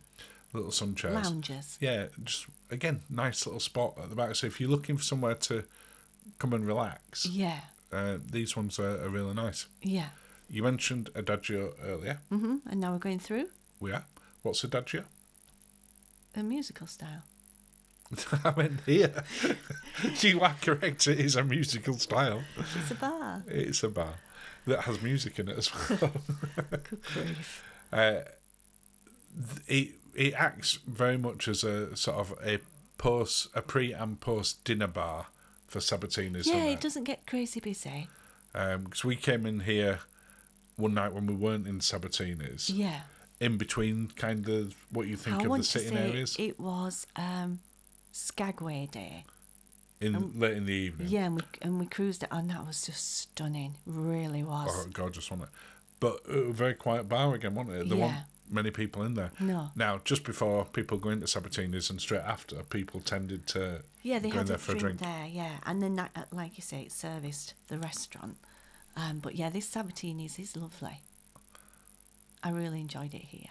It is, and unfortunately, on this particular tour, that's as much as you're going to see of it, because they'll lock it up when because it's that fancy. Wow. It's that fancy, you can't get into it. Yeah. But the menu for Sabatini's is very similar to what you get at any other Sabatini's. It was just, it had a couple of bits that were unique in there for the Alaska side, but it just a really, really lovely spot, which, because you're not walking past it a lot. No.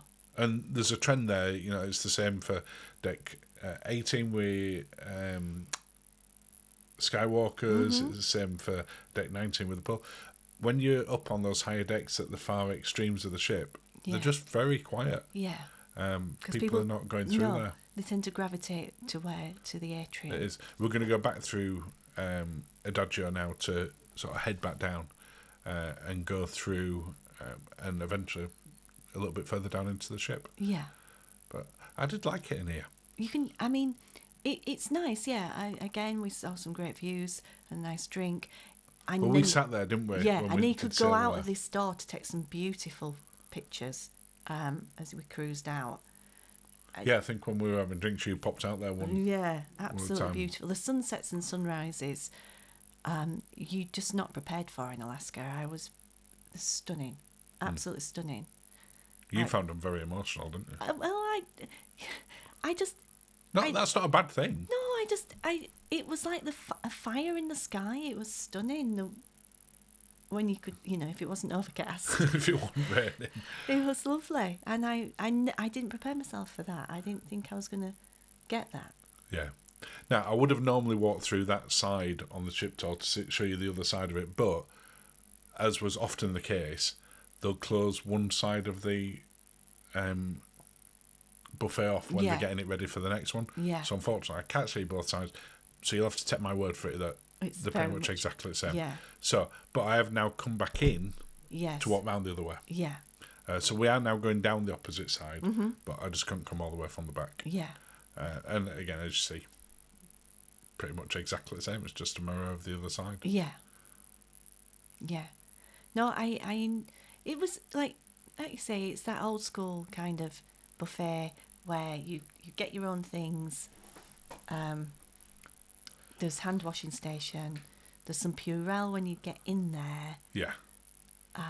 Yeah, it was nice. It's a buffet, isn't it? Yeah, in that sense, it is definitely. After I think I'm sort of swaying much more towards that eatery, galley, those style, those sort of served buffet areas. When items are made fresh for you as well, that you can order like special items. Yeah, and elsewhere you've got stations that are pretty much open nearly all the time. Yeah. As opposed to when you get that midway bit between when it's going from like breakfast to lunch or lunch to dinner. Yeah, which are always. You often find that there's just nothing. No. So if you've been out for an excursion and you've not got a late meal booked, or it's an early morning one, then you can have very, very limited choice then. Whereas those galley style, like they've got on Sun Princess or Gallery on Virgin or Eatery on Sun Princess, just seem to fit better. And there's a lot less waste as well. Yeah, of course. But I know some people love a buffet. Oh yeah, they do. They do. When we sort of ate in the buffet, I think on certainly one, if not more, of the occasions, we brought the food and brought it down to these tables in here. Yes. Because the buffet was often very, very busy. Mm-hmm. But as you saw going down the edge there, There had some tables that were quiet. There's tables all the way down. Yeah. And they were always, well, all the time that we wanted, quite repairing tiles again. Yeah. So, which, nice that they're making Now sure it stays lovely. they do nachos, and I'm probably going to talk about this in the food review as well, but they do nachos on a couple of days in for lunch. In the buffet. The buffet, but the cheese was grade cheese. Yeah. Now, if I'd have been smart, I would have gone and got my nachos and then queued up at the Salty Dog grill And got a tub of cheese. and asked them to put on some of the cheese sauce that comes. Which they would have happily done for you, I'm positive. I think that might be a thing, and if you do manage to do that, please tell me, because Send Lindsay a picture of the cheesy nachos. Because I feel cheated, basically, that I didn't get to do it. Salty Dog Grill. Yes, that's where you're getting your cheese sauce from. Yeah, nice place to get a lunch. The burgers, the tacos. You had the loaded fries from there. All tasty enough. I got the chicken burger one day. Yeah. And it were the smallest piece of chicken I've ever seen on a burger. Yeah. Well, we were eating those things because we ate them, and then if you remember, we took them down to the balcony, and we had a margarita, and I had my loaded fries, and as I sat there enjoying my cheesy chips, whales came up right in front of us. Yeah, we lost interest in the food chips. really quickly. I mentioned earlier when I was referring to your ship tips. Yeah. We talk about that area on the bridge bit.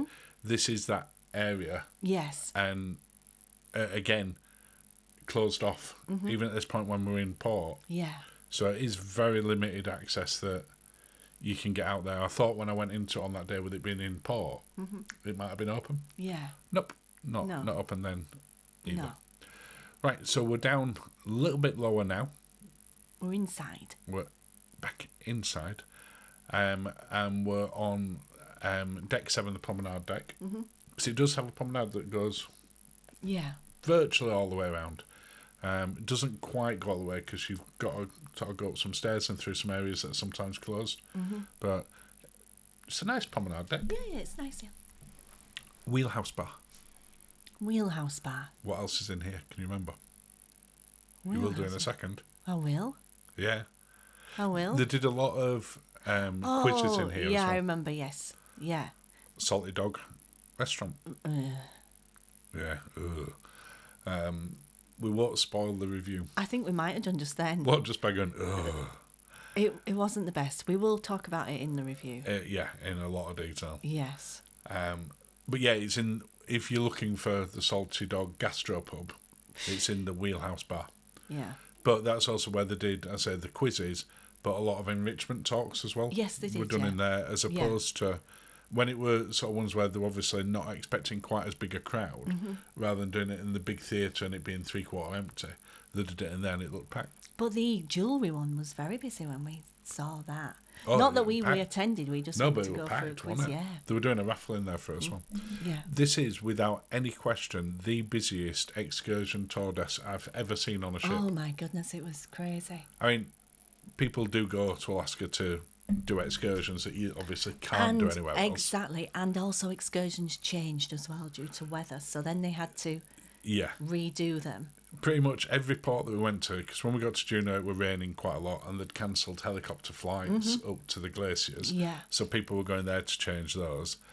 When we went into any of the other ports, the library, when we went into any of the other ports, there were people going there and changing at last minute. Yeah. But also booking last minute ones. Yeah. Now the library, we sat in here by the window a few times and played chess. It was fabulous. We did.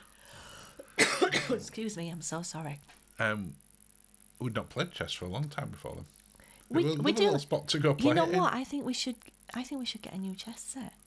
Should we get one exactly the same as that we got? No, I want like a nice. You don't want it with plastic bit. We had to go through a couple of the chess And boards make a chess set. to have a complete chess set. Yeah. But it worked for us and we liked it. The shops on Princess are pretty much the same as you get on on most shops these days. Yes. So you got your perfumes. I liked that they had a toiletry / little mini pharmacy shelves, unlike on some premises where everything's hidden away, because then you can if you need anything like that, you can see it to hand and not have to explain what you want to the person behind the counter. Yeah. To be told no. Yeah, absolutely. But yeah. The little plaques that we just walked past on the right, Yeah. which are where it gets one the first time it goes into a port on those, they helped us get a quiz question right. Did they? Yeah. Because it was, when did it first sail? Oh, and I'd seen it on there just before it. No, so, that helped. And they did the quizzes in here as well in an afternoon, didn't they? Yeah, we did a couple in here, didn't we? Yeah. So I can't remember what it's called. They were one of the quizzes that were in here every day, and then the other one tended to be in the other one, didn't it? In the rotated wheelhouse, it behind them. But this entertainment bar, every night as we walked past it, there were live music playing in there. I don't remember ever walking past it in an evening and there wasn't a band on. No, it was nice. But they also had like comedians on in here and did some game shows as well. Yes, they did. It was kind of like the Princess Live without being Princess Live. Yeah, cause it's called Explorers, as I thankfully showed myself there. Yeah. And I wonder why they'd never rebranded it Princess Live that they have done on pretty much every other ship. Well, that we've been on, yeah. If you do know, tell us in the comments. Now, this is another thing, is the age of the ship, because they also put the photos out here, old style, where they print them and put them on rather than screens. Yeah, where it looks like these panels are, they open them up fully. Yeah. And you've got loads of photos. It's the biggest photo area I've seen on a ship in a long time. Crown Grill. Crown Grill, nicely sort of tucked away in there, had, because it's on the Alaska one, special dishes that they only do when they go to Alaska. Yes. Including, unsurprisingly, salmon. Yeah. But which was the best salmon? Yeah, because I had it in there. I think it's the first time I've been to a steakhouse and not had steak. It was very... Anywhere on a ship. Yeah. Or on land. I don't ever remember not having it. And it was themed around London, was this restaurant. And we'd never noticed before that the restaurant is themed around a city. Yeah. Every Princess Crown Grill is themed on a different global city. And we've been in this was our 4th Crown Grill. Yeah. And we had never noticed. No. We only noticed because you were like, why is everything around London on here? Yeah, I was like, wow, this is weird. So as I'm walking out of here, there's the lady who's sort of just getting the desk ready and stuff at the front. So I just asked her, and she's like, yeah, they're different on every ship. I'm not sure how I've never noticed that. No. So we've done multiple speciality dining reviews of Crown Grill, which you better see on the channel, and you better see it's on there, and we've just never Maybe it's been just because it was a city we kind of We knew. recognised. Yeah. We didn't think it was just themed with just nice pictures of somewhere. Now, they also did in here the Crab Shack. Yes. So, am I right in saying that's exclusive to when they do Alaska? Yes. They did it on 2 separate days, if I recall.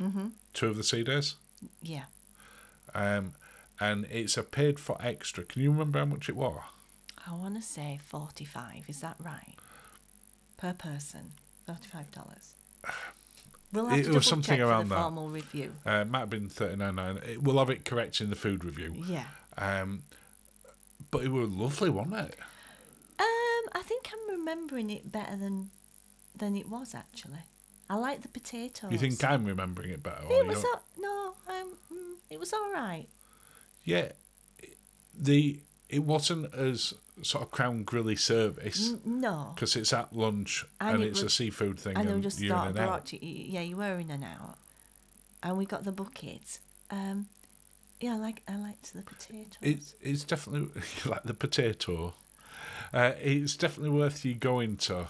Yeah. If you want to try out those sort of things, and you're on an Alaska cruise, because you're not going to be able to try it anywhere else.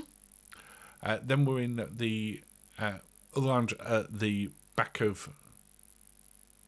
Or is it front of the ship? I've turned myself around in my own head there. Oh dear. And we saw. Oh, this is the back of the ship. We saw the comedian. Yeah, it is, because it's theatre at the opposite end now.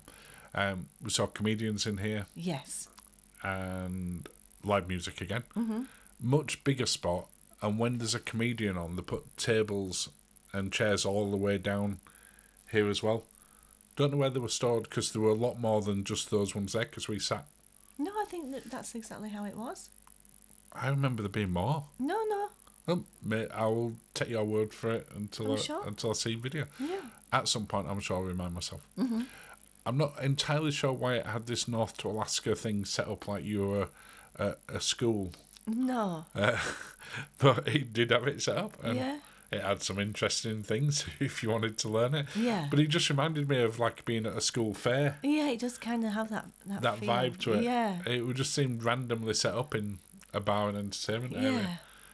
Not entirely sure why they've done it that way. No. Anyway, carrying on and outwards. Just going to have a quick drink. Oh, we're going outside. We are now. onto the promenade. Okay, let's have a look. And then we're going all the way round. Well, you can't go all the way around, as I mentioned, because... Oh, no, I mean, like... I'll walk down a little bit just so you can see it. Oh, you're not going back in where the atrium is then? No, not from that angle, I'm not. I'm coming down here and then in a little bit. It looks nice. It's really nice. It's obviously not as wide as, for instance, QM2's promenade deck, and therefore you don't have the big chairs out there. No. To that extent, you've just got sort of normal little, sort of slightly reclining chairs. And again, I think probably because of the weather, we never saw it that busy. No. Now, it may have been really busy when we went into Endicott Arm and the Glacier. Yeah, it could have been, yeah. But we were up on 6 decks above it, 7 decks above. So I honestly can't say. But it's another great place for spotting. Yeah. If you think about it, when we sort of cruised into Endicott and we were looking at all the seals on the icebergs, you're so much closer to the water there. Yes, you are. That it might actually be a really nice wildlife spot area. from there. Yeah. Because we do know that people, when they thought they saw whales or saw whales, were running to this area from inside. Not that you encourage people to do that. Goodness. I'm going to come back inside. If you look just closely down to the end, you'll see that it was a dead end. Okay. Because you can go up, and at certain times it's open for you to better do that. Yeah. Other times it's not. And then we're sort of back inside again now. Just while we sort of get ready to loop down and round. Yeah. Here we go.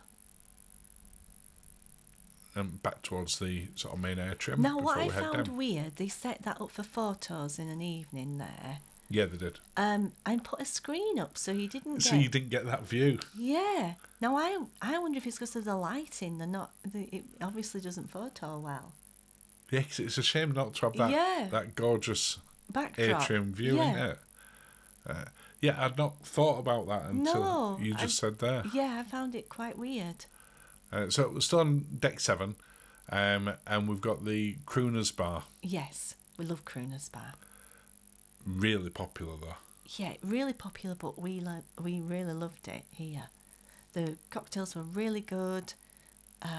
We like good spirits, but getting into good spirits was harder because it's only small, than we thought it would be. But Crooners, we love Crooners. We could, watch what's going on in the atrium, listen to what's going on, and then they'd swap out them for put somebody on the piano or on the guitar when there wasn't any activity. And they had some great musicians on there, because one of them, Kevin. Yes. He was also performing in the main theatre. Yeah. And then coming into there, and they were fantastic. Yes. So it were always a really popular spot. They also did some fantastic cocktails in there that you could only get in there. Yeah. And the servers in there and the bar staff were absolutely fantastic. They were really good. If you go in there on even a semi-regular basis, they will remember your drinks. Yes. Very, very quickly. Yeah. Guest services. So we've just come down one of the atrium bits, and you've got Gatsby's Casino, which I'm going to go into in a little second. Yeah. And Churchill's Arcade at the side of it. I'm very disappointed with this arcade. Why? Because they didn't have my skee ball. No skeet ball? Is that what it's called? Skeet, and SKE. Either way, you roll the balls, they go in the holes. I really like it. There's no ball rolling in this arcade. No, I like that. That's my favourite thing. I like it. Do you recall on any other ship the arcade being right at the side of a casino? No, it's normally in like it's normally like tucked away near a kids' club somewhere. Yes. Yeah. I know on Virgin they've got like their 80s themed arcade near one of the bars. Yeah. But it's not near a casino. No. I just don't recall it being... It didn't feel out of place. I just don't remember there being another one. I need to get the ski ball thing, whatever it's called, with the balls. I like that. But you want one where you could win tickets, and those ones tend to be... I don't need the glory of the tickets. You just want the glory of the score. I just want to know I've done a good job. And that is one of your true life skills, that game. It's the only one I don't think I've ever beaten you at that. No. Ever. No. Or chess. No. We just walked past it, but just for people who are interested in those things, there are ATMs on board as well. Yeah. So if you're wanting some money to sort of reward your cabin steward or any of the other staff towards the end of the holiday and you forgot, you can get down there. Princess Theatre, as I came to it then, was closed. It was closed off a lot during the day. Yes. Because a lot of theatres on other ships you can go into even when it's shut, and they'll show movies on them and stuff like that, but you can just get into them. This one were locked more than it were open. So I did film this at a later stage. Yeah. So at the point that we were in the ship on doing this one, there wasn't actually anyone in there. No. Nice theatre. Yeah. Not Old really stuff. anything else to say about it at this point. That kind of, You do have reserved seating if you're in Princess Premier. You can get drinks in there. One of the bits I did actually like, I don't think we touched on this on anything else we've talked about up to now. Was the little cocktail tables. Yeah, that come out of your armchair like you're on a plane. Yeah, they do. And there were ladies sat next to us, and then we did it. All equally surprised when we realised that they were there. Yeah. And they fold over into your lap. Yeah. So, yeah, they do encourage you to have a little drink in there. I think it's a nice size casino for the size of the ship. I don't think we had a gamble at all on this one, did we? We didn't play at all. Obviously, nothing called to us to lose money on this time. No, which is... Staff all having their training as well while we were off. Yeah. But no, we just never got... It wasn't that we never got a chance. I just don't think we were bothered on this particular one. I don't know what we were. It's not that type of cruise. I don't think. No, it was busy, but it was. Yeah, I don't think an Alaska cruise, as you say, especially where you've got 3 port days, plus Don the Julio. arms. Oh, lovely. I don't think it lends itself well to a nighttime activity thing. And there were very little going on the ship after sort of 11, 12 o'clock. Yeah. Apart from you go up to Skywalkers. Yes, I guess so. It was just kind of finished, wasn't it? Yeah, because people were just absolutely exhausted. Well, we had quite one of the days we were into the port very early. Yeah. But also people wanted to get up and see it and see what's going on onto there. Yeah. That was one of the entrances that we just saw there into, is it Botticelli? Yes. The dining room. That was for the club class, though, or reserve class. Reserve collection. Yeah. Oh, goodness. I know. I want to call it reserve. It was called club class. You want to call it reserve class, but No, it's reserve collection. Yeah. You can see the other sort of side of this as well now. Yeah. What do you think to main dining room in terms of its layout, not food? I thought it was great because they had a traditional Baked Alaska parade. They did, and it's a while since we've seen one of them. Yeah, because normally we've seen one, but never in Alaska. It felt better. Yeah, and each of the main dining rooms is standalone, so it's not like on some of the newer ships or some of the bigger ships where you can see through them all. Yeah. They were all standalone ones. But I liked it. It was nice and airy. We were sat near, in the reserve collection, we were sat near the window each time. So it was lovely where we were over there. I really liked it. Yeah, yeah. And yeah, I did too. And of course, they're all the decks are called, they've got a name rather than they've got a number. They have, yes. Which confuses me. And there's that nice big space there in the middle, and people go, "Oh, what's that between them?" And that's the galley. It's the galley area. Yeah. So we cover that in one of your ship tips. Yeah. As to how to navigate there better. Mm-hmm. And more shops. Yeah. Yeah. And there were nice shops. They didn't have one of my books, my little notebooks. They didn't. So I'm getting low on my notebook, and I need to find another one. And no princess one. No princess one. No. Normally I go and get one, and then when we go on a cruise, it then takes me through to my next one. Yeah, not this time. No. Guest services on the left. Mm-hmm. All the usual stuff that you want to do at guest services. Yeah. Always busy on the last night. Mm-hmm.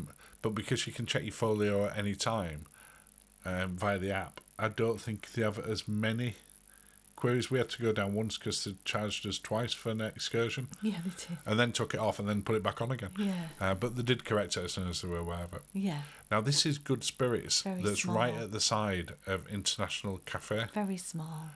We never got a chance to go for a drink in there because it only had 2 show times, didn't it, where they'd do the Good Spirits cocktails. Yeah. Because when the Good Spirits team weren't in there, you couldn't get those cocktails. No. They'd only go back to the normal bar menu.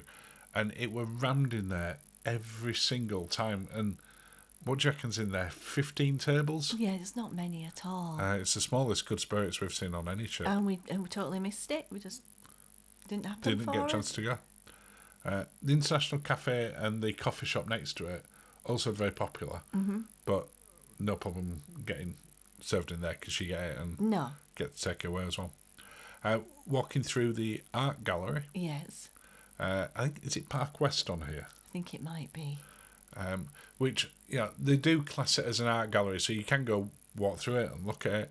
Obviously, they're selling everything. Yes. But if you're an art lover and you want to go have a good look, Mm-hmm. it's nice to have that sort of walk around one. I'd forgot that they had it on here 'cause they had it on Ventura like this. Yeah. At least when we went on. And it's a nice little sort of wander around if you're interested in art. Yeah. And we were talking to the art gallery. I think she was the director one. I think that's the correct art because she'd just got on and she was from the UK as well. She was called Hannah, I think. Was she called Hannah? And she was excited to hear a British accent. Yeah, she was. When on this particular cruise and they read the numbers out in one of the evenings when we went into the theatre, I think it was like over about a third were American, Yeah. over a third were Canadian. Mm-hmm. There were weirdly like 250 people on from Australia. Weirdly. Yeah, because it wouldn't have been one that went in my head Okay. that there would have been that many people Yeah. from Australia on that. No. Canada and US, Yeah. I would have expected it. UK didn't even get a mention. There were that few of us on there.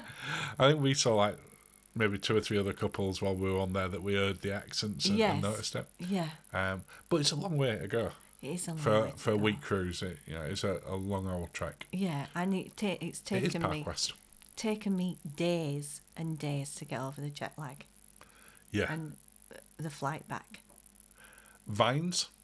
Vines. We never ate tea. We were going to do. No, because Vines is along with Salty Dog Gastropub. Mm-hmm. It's one of their other casual dining ones where if you don't have the Princess Plus or Princess Premier, you have to pay $14.99 to eat in there. Yeah. But it was more like charcuterie type things that you'd have with a glass of wine. Yeah. So we can't comment as to how good it was because we never got a chance to eat in there. Having said, we did technically eat in there because on the first day when we got on, we grabbed a sandwich from International Cafe. International Cafe and sat in there because it was absolutely rammed because we were on there before we could get in. Just another little sort of entertainment area that they use for various events at the side of it. We've just come past the Future Cruise bookings and still a big internet cafe area. Yeah. Now, if you did want to print off your boarding cards, you could do it from there as well, Yes. which useful to do. And look, I found found our a duck. first ever cruise duck, which is sat at the side of us as we're speaking now. That's the first time we've ever found. We've hidden them. Yeah. I would genuinely, you can't hear it because obviously it's muted because we're talking. I'm like, woohoo! I'm properly excited that I found a cruising duck. Yeah. So thank you for who left that. Yes. It's got pride of place at the side of us at the moment. And then we're just sort of heading round towards the end of the ship tour now. Not quite there yet, but virtually. Just the other side of the main piazza. Yes. I always want to call it the atrium, but it is piazza, isn't it? I think so, yeah. As an Italian kind of thing. Ooh, lady. Just sort of wander around there a little bit. Mm-hmm. When the gangways are in place on the particular sort of ports, you can't get through there because that's where the security is. So just as I'm coming back out again, that's where the Deck 5 gangway was when we were in Ketchikan. Yeah. And this just one of the other sort of dining rooms, as you could see, very similar to Botticelli that I showed earlier on. And when those ones are in there, normally you can walk through there. It's continuation back into the atrium. Yeah. Just happens when I were doing this, you couldn't do it. No.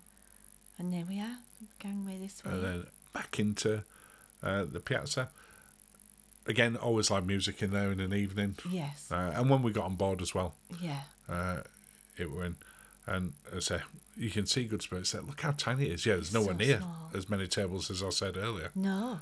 It probably holds 20 people in there. Yeah, it's not many. Just not absolutely tiny. I like a good spirits. But that brings us to the sort of pretty much end of the ship tour, Linz. Oh, thank you, darling. Cheers. Cheers, Linz. Oh, thank you for watching and have a lovely day. And a big thank you to our sweet-natured channel members. Thank you for supporting the channel. Thank you.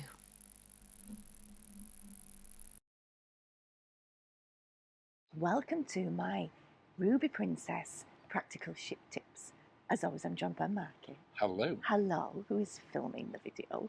So yes, Ruby Princess Practical Ship Tips. She's a little bit older, so a little bit quirkier. Let's see what we can see.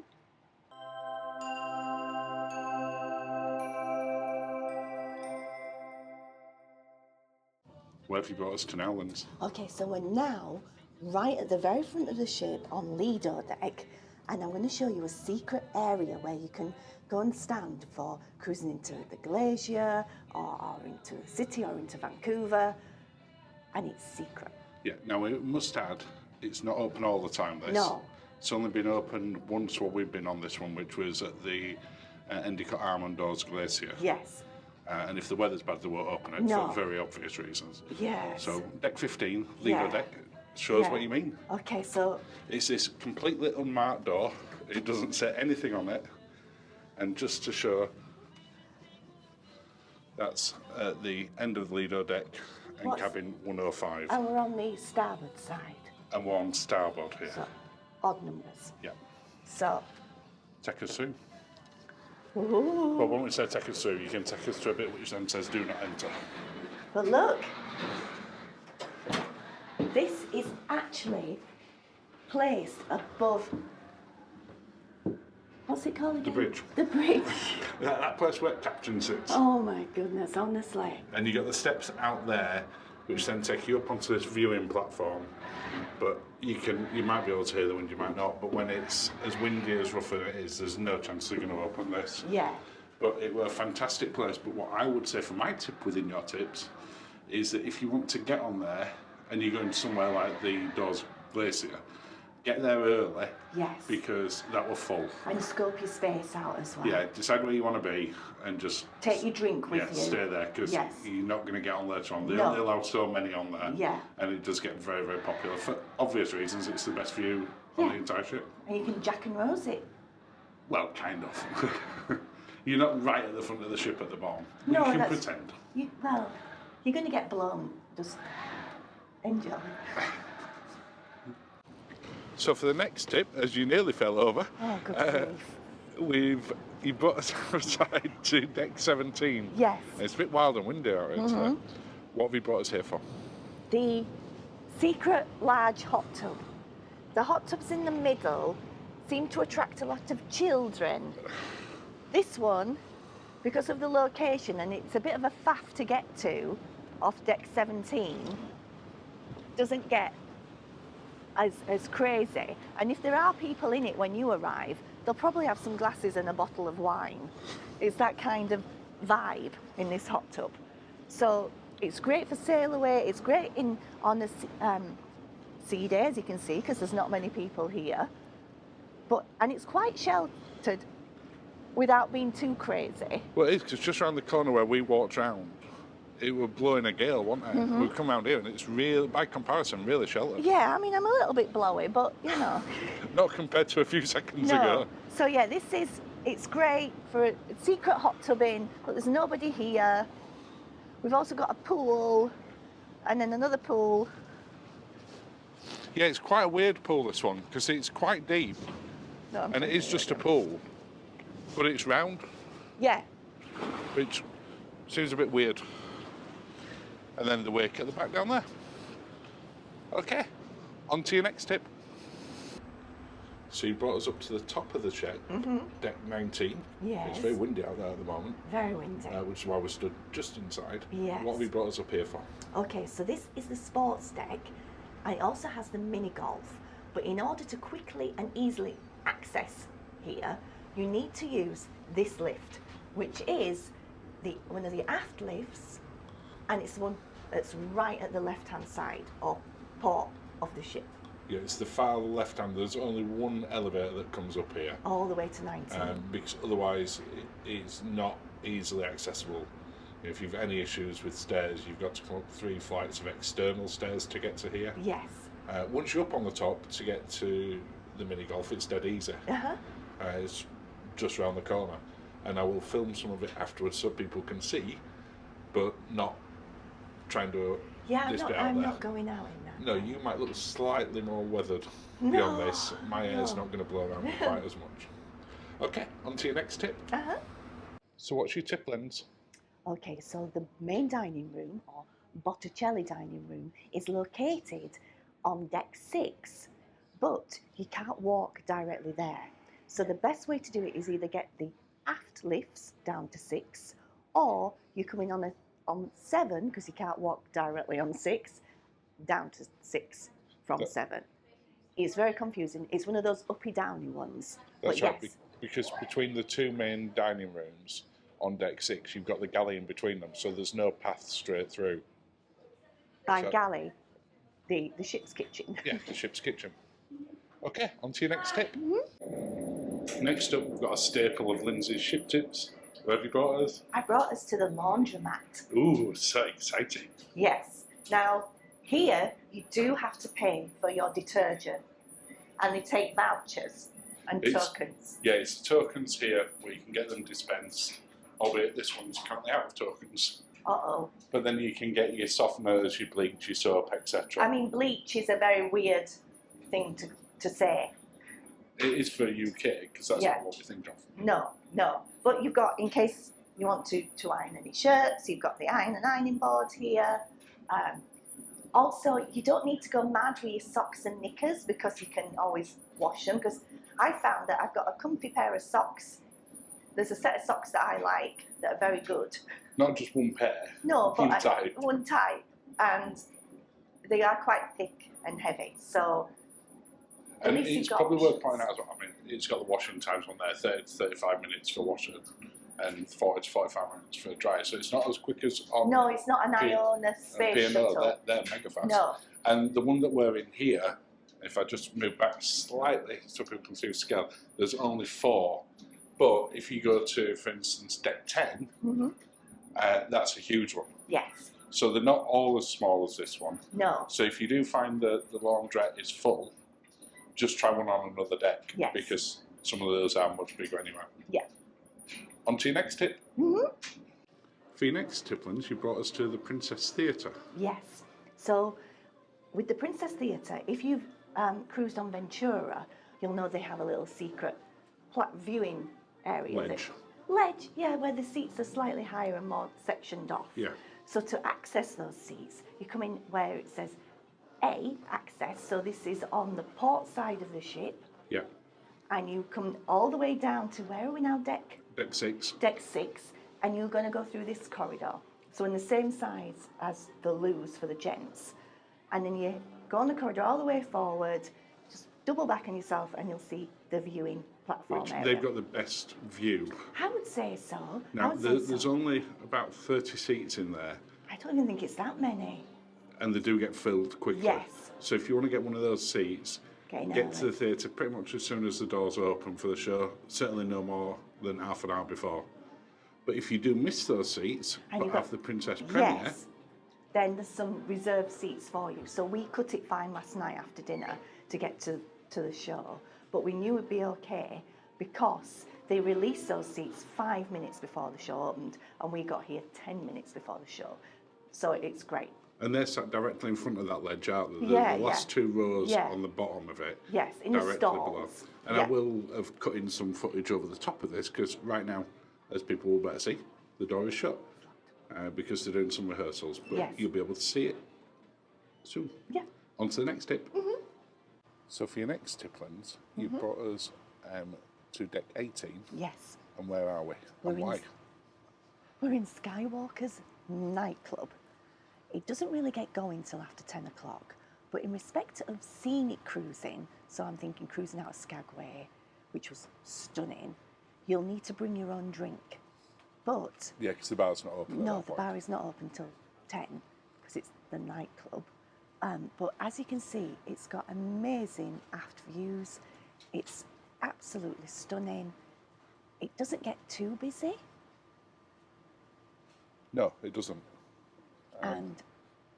And certainly later in the evening, it's even quieter. But for that sail out, that's here. And then where was the other place that you wanted to stay for the sail away? And that's Adagio.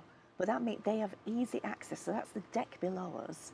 And for Adagio, you can actually go out easily onto the aft decks if you want to take some lovely wake photos or just breathe in the It's air. got an exit that comes out above the wake pool. Yes. At the back, which is lovely. And Adagio's is one of these bars that's really forgotten about. It's right next door to Sabatini's. So it facilitates the drinks for Sabatini's. Yeah.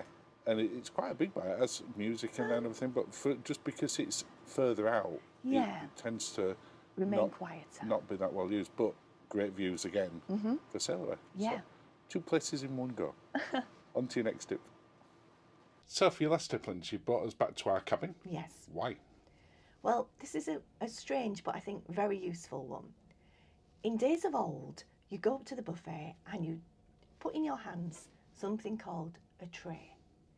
Now, they no longer have trays in the buffet. Or International Cafe. So if you're doing some things that need multiple hands, you're going to struggle if you don't have a tray.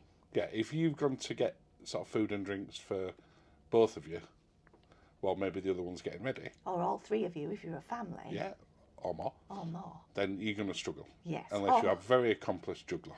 Well, I don't even say juggler, like balancing. Balancing act. Yeah. But what's the practical tip for this one? Well, in your room where your glasses and your ice bucket lives, there is a tray. Ooh. Which means you can take this with you when you go to the buffet or you go to International Cafe and use it to place things on. And then you just need 2 hands and it's a lot easier to carry. You can even do it one-handed with things on. So that is my tip. This is your new best friend for manoeuvring the ship. Food and drink. Yeah. Okay, well that brings us to the end of your Ruby Princess Alaskan ship tips. Oh, wow. Well, thank you, darling. Thank you. Thank you for watching. I need a drink. So, thank you and have a lovely day.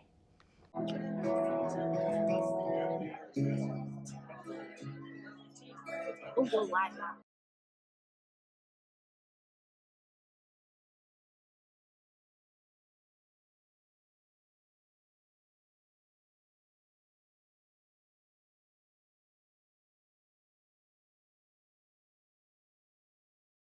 If you're trying to decide which princess package is for you, then hopefully our Princess Premiere review will help.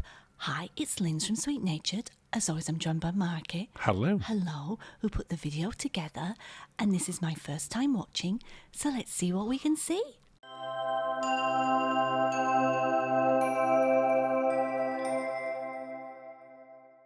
Well, as you said, Linz, today we're taking a look at the Princess Premiere package, which historically is one of our favourite packages. All things to do on a cruise. It is. I'm just going to break down quickly what it covers. which is crew appreciation or gratuities as the norm. Yep. The premium desserts, unlimited, for those that ever want unlimited ones. The photo package, Okay. which includes 3 prints, as well as all of the digital ones as well. That bear loved me. Fitness classes. We're probably not going to spend a lot of time on that one. No. Premium coffee. Yes, need that, yes. Casual dining.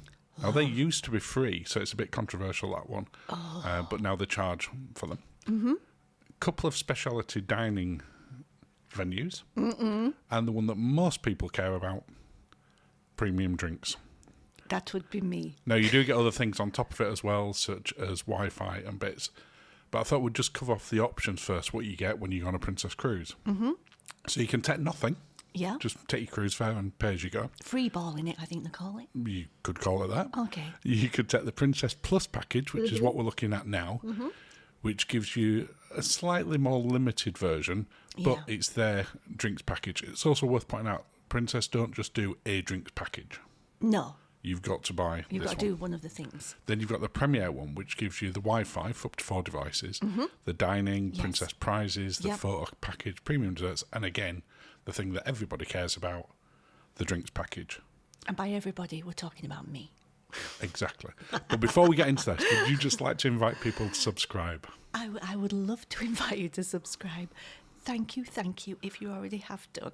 And of course, you can follow along on social media at Sweet Natured. But we're going to start off with the one that everyone cares about, not pushing it out to the end of the video. Let's get straight into it.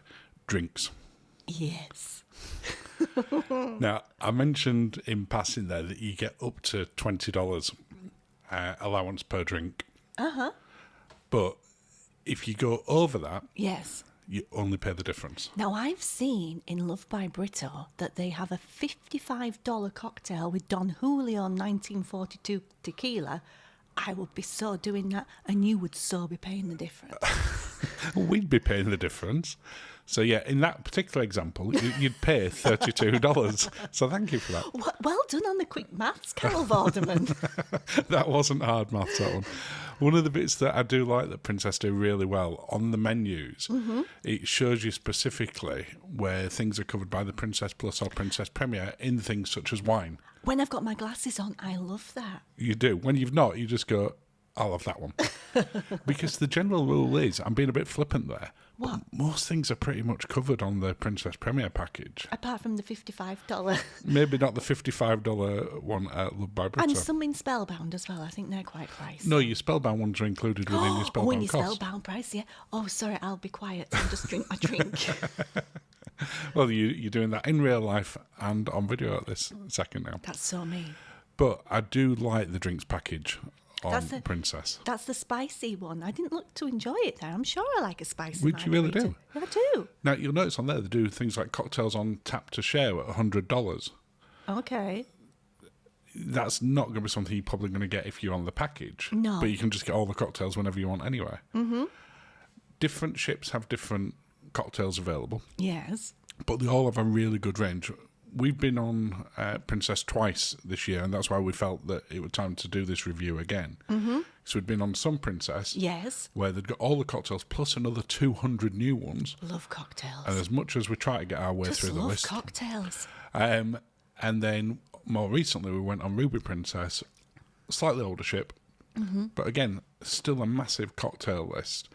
And to be fair, if you've only got the plus package, there's still a lot of availability on there. Unlike some other ones, such as Celebrity at the moment, which their entry package, I think it's called the Classic, So has hardly any cocktails available. So you've got to really like cocktails to Get the most. Yes. If you like cocktails, the packages are no-brainers. I really like cocktails. I don't know if I've ever said that. But you like a nice glass of wine as well.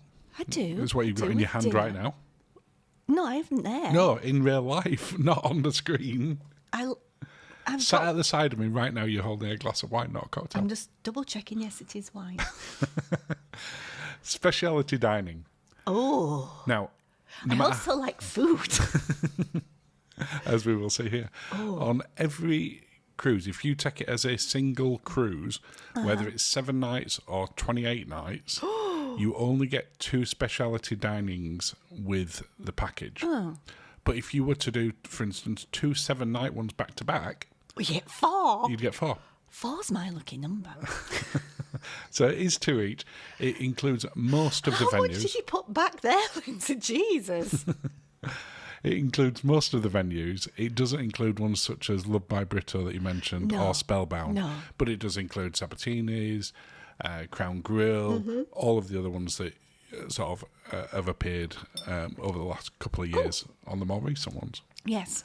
And again, when you're in there, they've got specialty cocktails, and it shows you what you can and can't have. I don't think there were a single cocktail apart from that one you mentioned, Love by Brito, which wasn't open when we went on anyway, that we couldn't have. No, I watched something. Yeah. Now, it's not a complicated dining package that you get with this, unlike, for instance, MSC, where you eat off a specific menu. Oh, I hate that. You've got the full menu that's in there, as you would do if you paid the normal specialty dining, and there are some upgrade options like there would be on the normal one.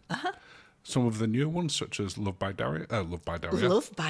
That'd be a different one, wouldn't it? Maybe they should change it. Merge the Love by Brito and Daria. Such as Butcher's Cut by Daria are included in there as well. Did I see Elliot's sleeve there from Cruising Games? You may well have seen that, and you may well see them again a little bit later on.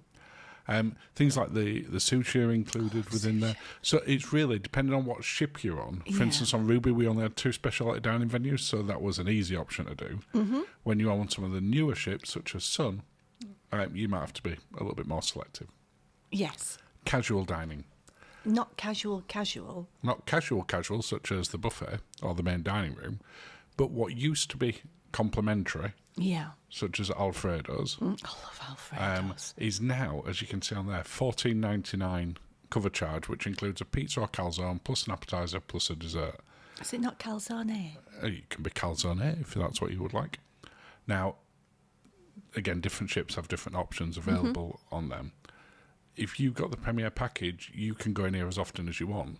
Also, if you were in there and you wanted 2 pizzas in that one sitting, you can have 2 pizzas. Okay. You won't be charged any more for it. Well, this was a hangover cure breakfast for me, so... Although, just to be fair, this was about 11:30, 12 o'clock. I'd not eaten until this point. No, I think we'd had a few too many martinis the night before. What I'd done, I brought my rule, I had red wine... Was this the night after Dario's? Yes. Yeah, I had red wine after everything else. And cocktails, and then went in O'Malley's as well. I think that was the day after St. Patrick's Day. I think it might have been. I don't know. I was rough.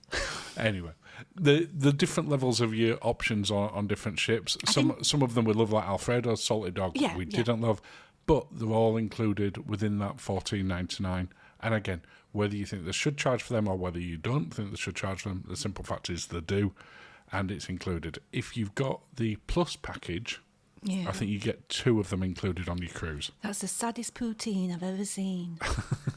It's not as bad as the dessert that's on screen now. Oh my goodness, the dentist toothpaste. If you want to see more on that, then look at our Salted Dog review. Your face says it all. Now, crew appreciation, which is included in this, what you have to bear in mind is, regardless of whether you take this package or not, you're going to have to pay the $16 to $18 per day, depending which type of cabin you're in, regardless. Yes. So what you can do is, when you look at this, that it costs, for instance, we took the Premier package, it was £65 per day. Pounds? Yeah, well, pounds. Okay.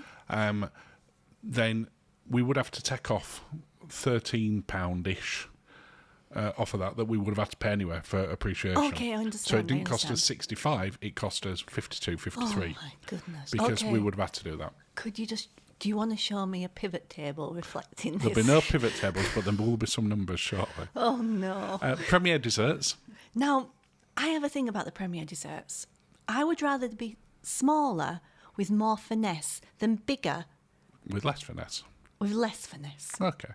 I think they go for a little bit of show on it so that it stands out. The premium cakes are a more newer addition to it. Yeah. But the premium sundaes, which are normally $12 each. So again, you have to think, if you were going to get, if you're on there with a family and you were going to get 1 or 2 of these a day, A day? Not per person, but you were going to buy a couple, and that's $12, $24 on there. We only had one during our entire cruise, but we're not particularly... And we shared it. Yeah. We shared it. Well, you can see it in a second. There it is. We're not particular sweet tooth people for ice creams. Oh, no, not for ice creams. The look that you gave me then when I said not sweet tooth. Fortunately, people can't see this while we're doing the voiceover. You like a sweet, you're not necessarily bothered about a sundae. No. But they are very good for what they are. I don't get the value for unlimited. On the plus one, you get 2 a day, and that's more than enough for anyone. Okay. The photo packages. Okay. Now, would we go buy a photo package normally? No. Absolutely not. But what happens when we have these is we pose for any time that there's someone with a camera. Are we now that kind of channel where we just go through photos? No, we're not. But it was hard to talk about the photo package without actually showing some photos. Photo? No, I've only showed 5 of them. Don't worry, Linz. But it's good value. You get 3 prints each, so you get 6 prints to take home, and then you get them all on digital as well. Okay. Other bits that's on there, the bit that we're showing there is where they have a reserve area for the theatre. Oh, yes. Again, different on different ships. When we went on Sun Princess, they hadn't put that in yet. So from our footage, I can't actually show you where that was. No. But on each of the ships, they have an area within the theatre that's reserved. Yeah. Which, again, if you sort of one of these people that likes to come in sort of 15 minutes before and you still want to have a good seat. You can do. You don't have to worry about it because it's going to be there. No. About 5 minutes before, they open them up for everybody. They will, they'll escort people to it. Yeah, don't think you can come in midway through the show and still expect to get your seat. And that's not cool, let's face it, that's not cool. No. Now, other bits, Speciality coffee, they don't specifically list this as a perk because they include it within your drinks package. Yeah. And a lot of people don't realise it's included within that because they think a drinks package and that's alcohol and soda. Mm-hmm. But the coffees are included as well. And no matter which ship you're on, the Speciality coffee area is always popular. I would think it was included. Yeah. Not everybody does that. Okay. The Princess Prizes. Mm-hmm. This is the closest we've ever come to winning, which is we got into the end of cruise draw. Didn't win. No. But you can win things. It's part of it. If you haven't got the package, you can buy it. I think it's $10 a day. There again? Very probably. Oh, goodness. I think I might have a problem. Fitness classes. Now, before anybody says anything in the comments, this one is included to everybody. It's just we've never done a fitness class on a princess ship. We don't know what it looks like. We've no idea. I've no footage. So what I had to do is find some footage that I've got of fitness stuff. Okay. So that was a Zumba class. Here's a gym. It's the closest you're getting. And you can see on here, there was the sign-up area just below this sign in a second for the actual classes. So you can do on there, and you've got unlimited stuff in there. Wi-Fi again. That Bloody Mary was... You loved that, didn't you? It was so spicy. Hard to show Wi-Fi as a thing. You could show it breaking when I go near it. Again, doesn't make for that great quality video because there's nothing to show. But it works really well. Most of the Princess ships now, if not all, have got Starlink on there, and it works really well. Hi, Elliot. So, how does it stack up? Is your maths on? No pivot table. But £65 per person per day for a 7-night cruise works out at £910 or about $1,165. Okay. But if we looked at that separate, and we've talked about this before, if we had 7 drinks a day, yes, plus Wi-Fi, just one device each, and we went to 2 speciality dinings, plus we went to the casual dining twice, okay, had the speciality coffee each day, and had to pay the crew appreciation, which you have to pay, they're not optional, then the estimated cost to us would be £1,869 for what we would have definitely bought. So I haven't included in there things such as desserts because we wouldn't have bought them. No. So without it, $1,869, with the package $910, therefore it saved us $959 on what we would have definitely bought. That's not an insignificant amount of money, that. No. What I don't understand is why other cruise lines just don't copy this. I would do this. I would do a P&O Premier package. I would do a Cunard Premier package. I would do it all. We talking about, is it the best package still? It's the best drinks package bar none. Plus all the other bits that you get on top of it. Absolutely love it. And so it's a really straightforward 10 out of 10 for us. Love it. We wouldn't book Princess without booking this. No. And there's no other package that's even close to this. Love it. Love it. So it's not even the most expensive, even with everything included. I'm going to go Costa Princess Cruise now. And that brings us to the end of the video, Linz. Well, thank you, darling. Oh, cheers. Cheers, Linz. Thank you, everyone. Thanks for watching and have a lovely day.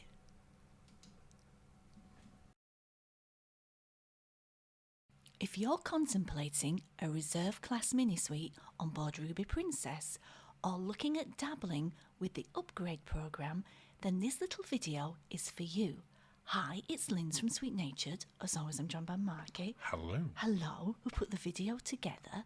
So yes, reserve class mini suites. Let's see what we can see.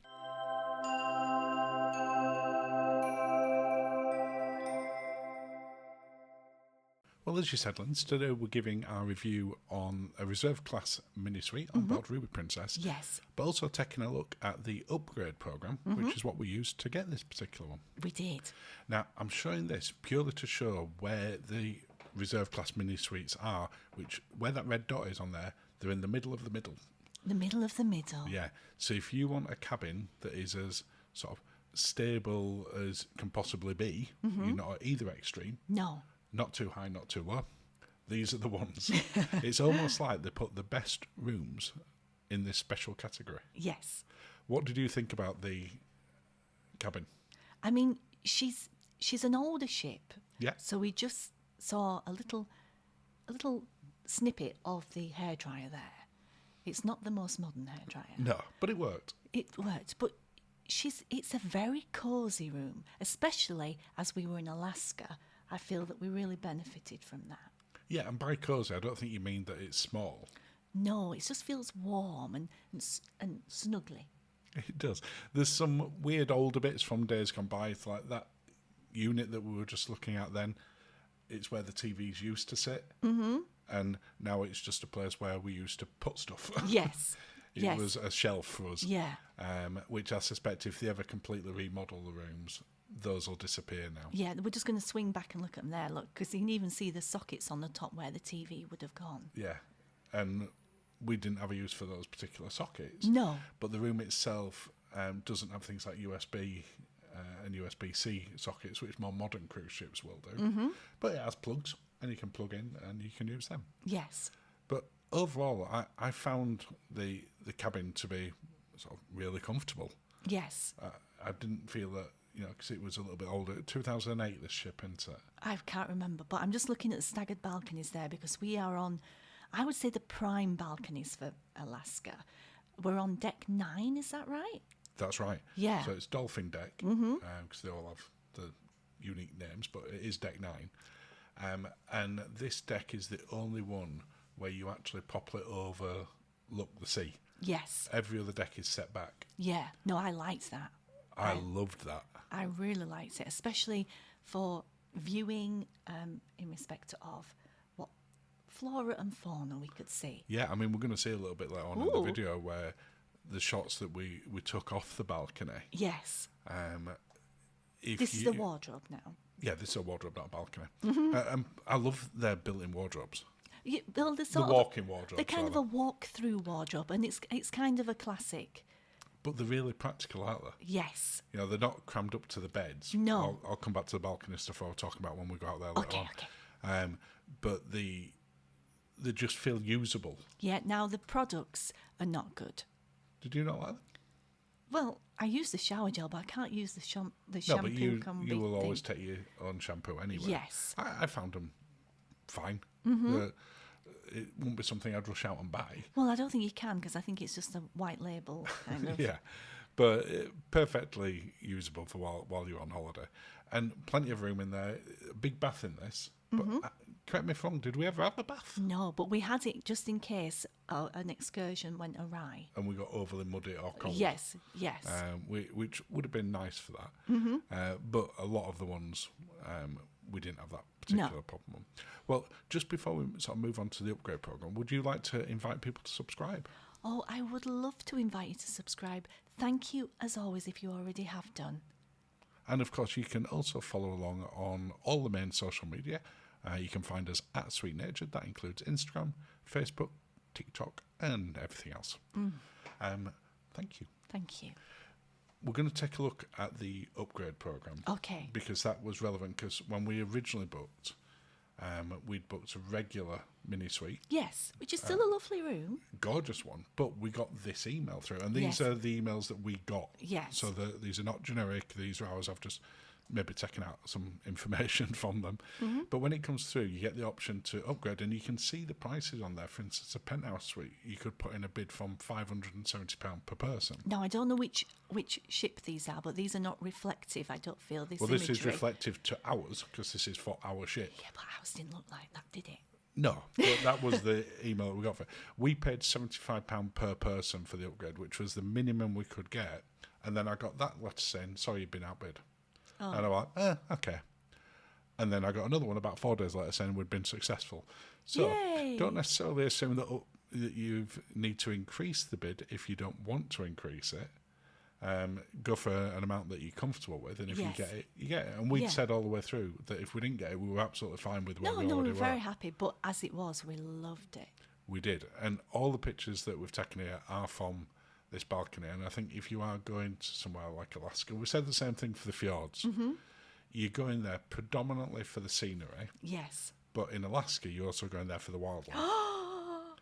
That was from our balcony. Oh, they just popped up just below us, didn't they? It did.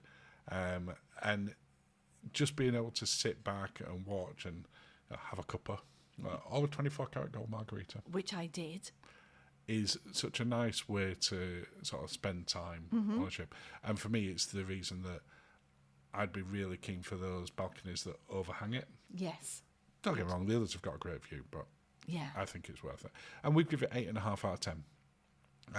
Lovely room, bit outdated in some bits, but absolutely fantastic. Yes. Yes. And with that, it just remains for us to say thank you to our sweet-natured YouTube channel members. Thank you. And that brings us to the end of the episode, Linz. Wow, that went very quickly. Well, thank you, darling. Cheers. Thanks for watching and have a lovely day. If you're looking to book an Alaskan cruise and you're considering Princess, then our full cruise Alaskan review is for you. Ooh. Hi, it's Linz from Sweet Natured. As always, I'm joined by Marky. Hello. Hello. And we've been on the wine and you put the video together and this is my first time watching, so let's see what we can see.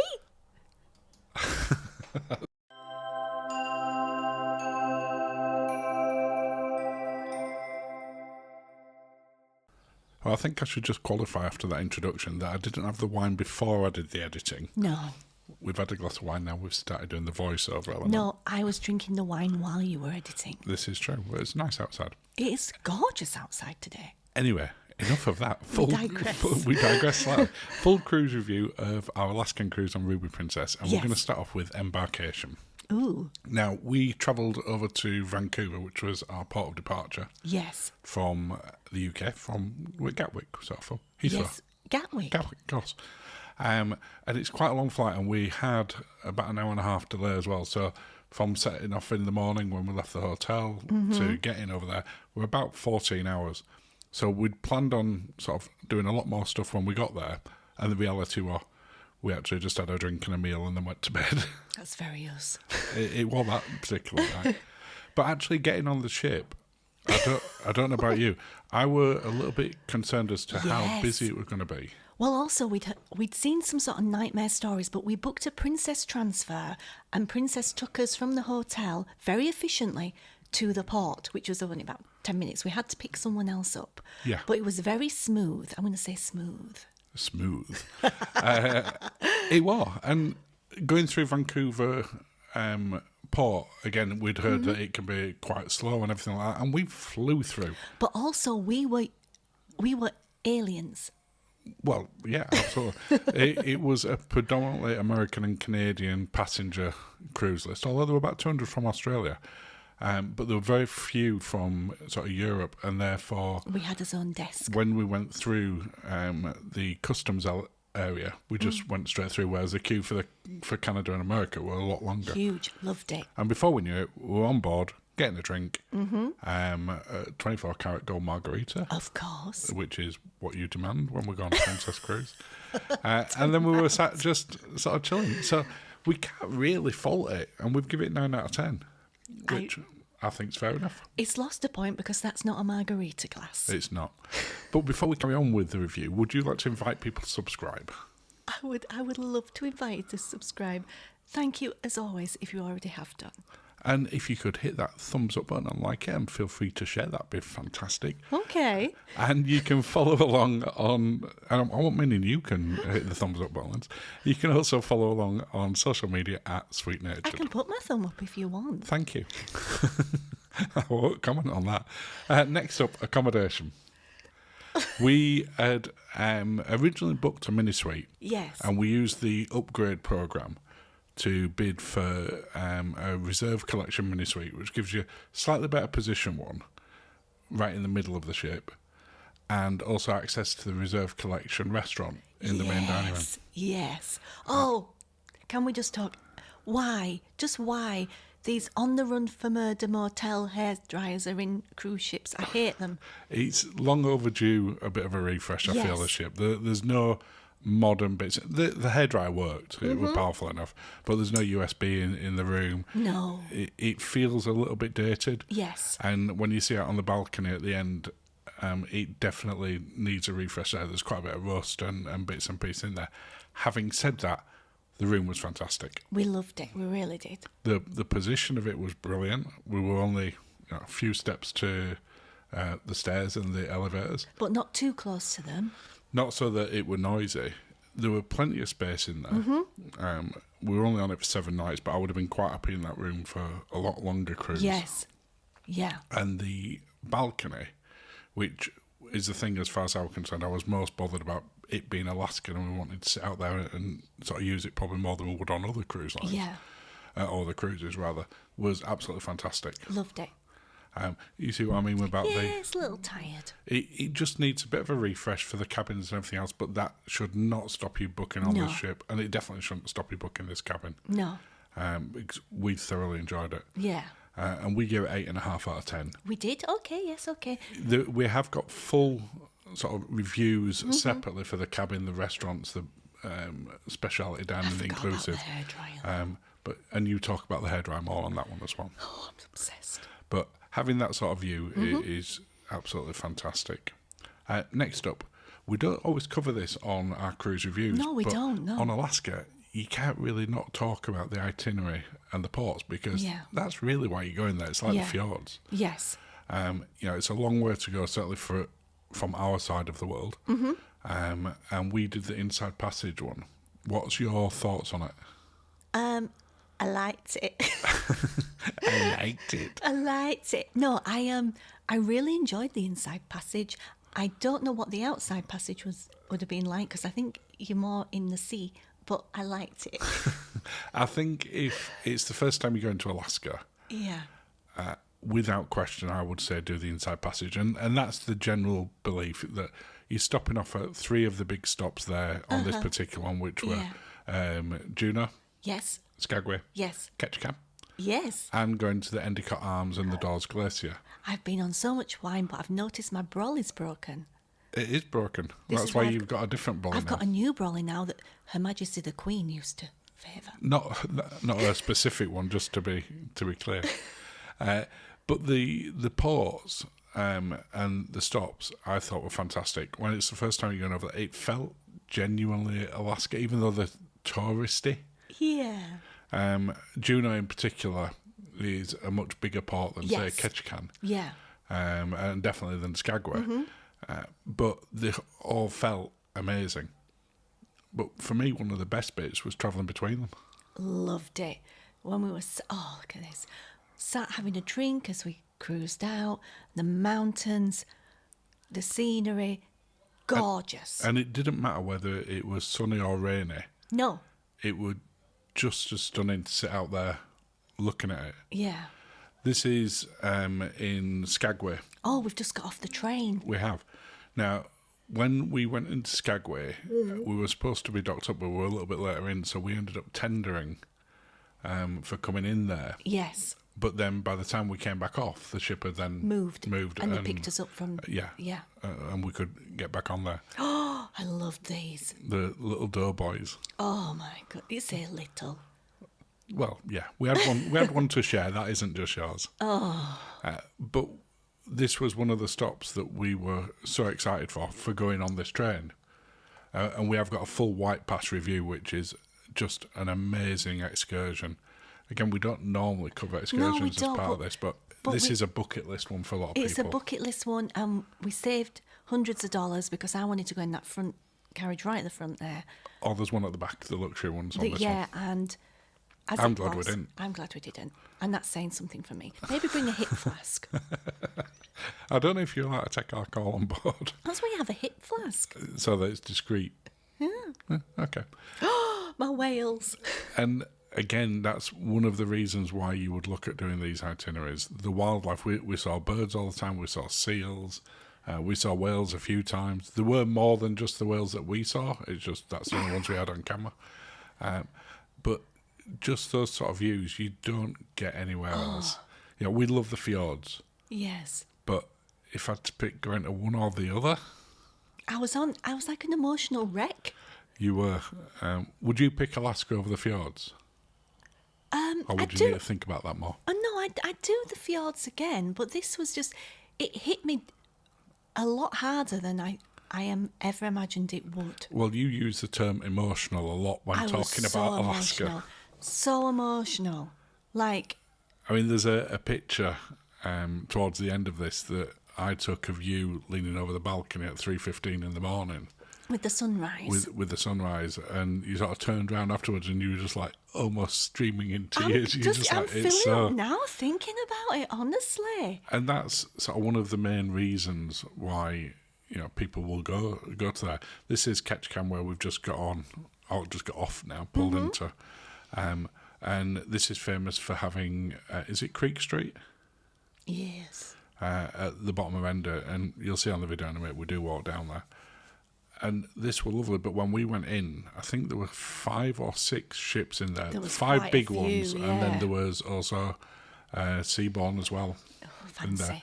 So, you know, it does get very, very busy, which means if you're thinking about an excursion, if there's one you want specifically, book it in advance. Mm-hmm. But at the same time, there were no shortage of excursions available when we got off. Not at all. You know, and we had to change our plans when we were in Juneau because Of the the rain. rain were really heavy. The helicopters weren't flying. There were a couple of seaplanes, but not that many. But it wouldn't have been a problem to any of the stops because there were places that you could book an excursion. Yeah. If you weren't using the cruise line. That salmon dono. You loved it, didn't you? I did love it. It was so... Look at my little face. I was so happy with it. But from our point of view, the itineraries and the port was everything that we hoped it were going to be. Well, it was more. It was more. Well, I'll give it 10 out of 10 because we don't give 11s. Restaurants and food, we were a little bit concerned having sort of our previous ship to this was Sun Princess. Yes. Where there's a lot of choice of food. It's got the new galley eatery, rather. It's got an Alfredo's. It had an Alfredo's, which we thought this had before we got on. Oh, it was so sad. And we were a little bit concerned as to would it be a little bit more limited? Would the service not be as good? What did you think? I missed Alfredo's because I love Alfredo's pizza. But I also loved, what does that say? Crab Shack. I loved that, which is an additional charge experience. But yeah, There's a lot fewer speciality dinings on this one. Oh, salty dog, you can go. you nearly swore then, didn't you? Again, I've been on the wine. You have. You've got Crown Grill and Sabatini's from the specialities, and then Crab Shack was a pop-up on 2 of the days, which is used in Crown Grill. Ooh, pop-up. And then you've got 2 casual ones, which are normally $14.99 if you haven't got Princess Plus or Premier, which is Salty Dog. We'll let you watch the specialty dining one if you want the review on that. Spoiler, it doesn't get a good score. And the Vines as well, which is just more sort of small plate food to have with your wine. With your wine. But you haven't got a lot of others. However, the main dining room Yes. was, I genuinely can't think of a better main dining room experience we've had in the last decade. I'm just trying to think. Oh, they looked after us so well. Nicola with his pasta station. Well, that's it. That pasta that you made there was made just behind you by our maitre d' in the reserve collection. Yes. Now, if you're not in the reserve collection, you don't get that element to it. But the rest of the food on the main dining room menu is the same. I don't just eat chips. And you can take chips from upstairs and back down at your balcony.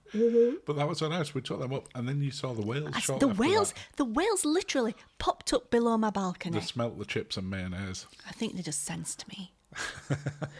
And then Sabatini's on there from a speciality point of view. We thought that was the best Sabatini's we've ever eaten in. It was. Far better than the one on Sun Princess. Most definitely. The service was amazing. The venue, setting, yes. The venue was just absolutely fantastic. And therefore, from a food point of view, we've given 8.5 out of 10. There were a couple of lower points, but generally speaking... Lower points? We won't comment on that. Bars and drinks. This is Lindsay's speciality subject. It is my speciality subject. Dun, dun, dun, dun. Dun, dun. So what's your thinking on the bars and drinks on Ruby? So obviously we've done the review on the Princess Premier package and we love that, but we're talking specifically about the shape. I love drinks. People probably are aware of that. I love a cocktail. I didn't like that one, obviously. But I would say hit and miss, because when you're on the Premier package, you can try new things. You can try new drinks, and that's what I do. The bars were generally on the smaller side. Our favourite bar ended up being Crooners, which was fantastic. So it had live music in there a lot. The service was phenomenal, which is where we're in now. Yeah. But yeah, Good Spirits Bar were tiny. It was tiny. We never got to actually have a drink in there, because every time we went near it, there was no space. It was far smaller than we've seen on any other ship. And we like a Good Spirits, but we loved Crooners on this ship. We did. And like the Vines bit, which is their wine one, didn't really feel like a wine bar. No. It just, because that's at the side of the main piazza opposite the International Cafe. Yeah. And people would go get something to eat and then go sit in there with it. Mm-hmm. So it didn't feel like a bar. I liked this. But when we went to Endicott Arms, which is what this is... It's sailing up to the glacier. They were doing fresh cocktails, Bloody Marys as well as mimosas. At 8 o'clock in the morning. Yeah. 8 o'clock. If you know me, that's a great time for me to have a drink. And that's why they got 8.5 out of 10. I gave them an extra point for that for you. Oh. So the bar's not as great. Crooner's fantastic, but drinks, brilliant. Now, I was saying then, no, you won't like this, weren't I? Because I loved that. Yeah, absolutely. Because it wasn't for you. It was too spicy for you. We're looking at entertainment now. Okay.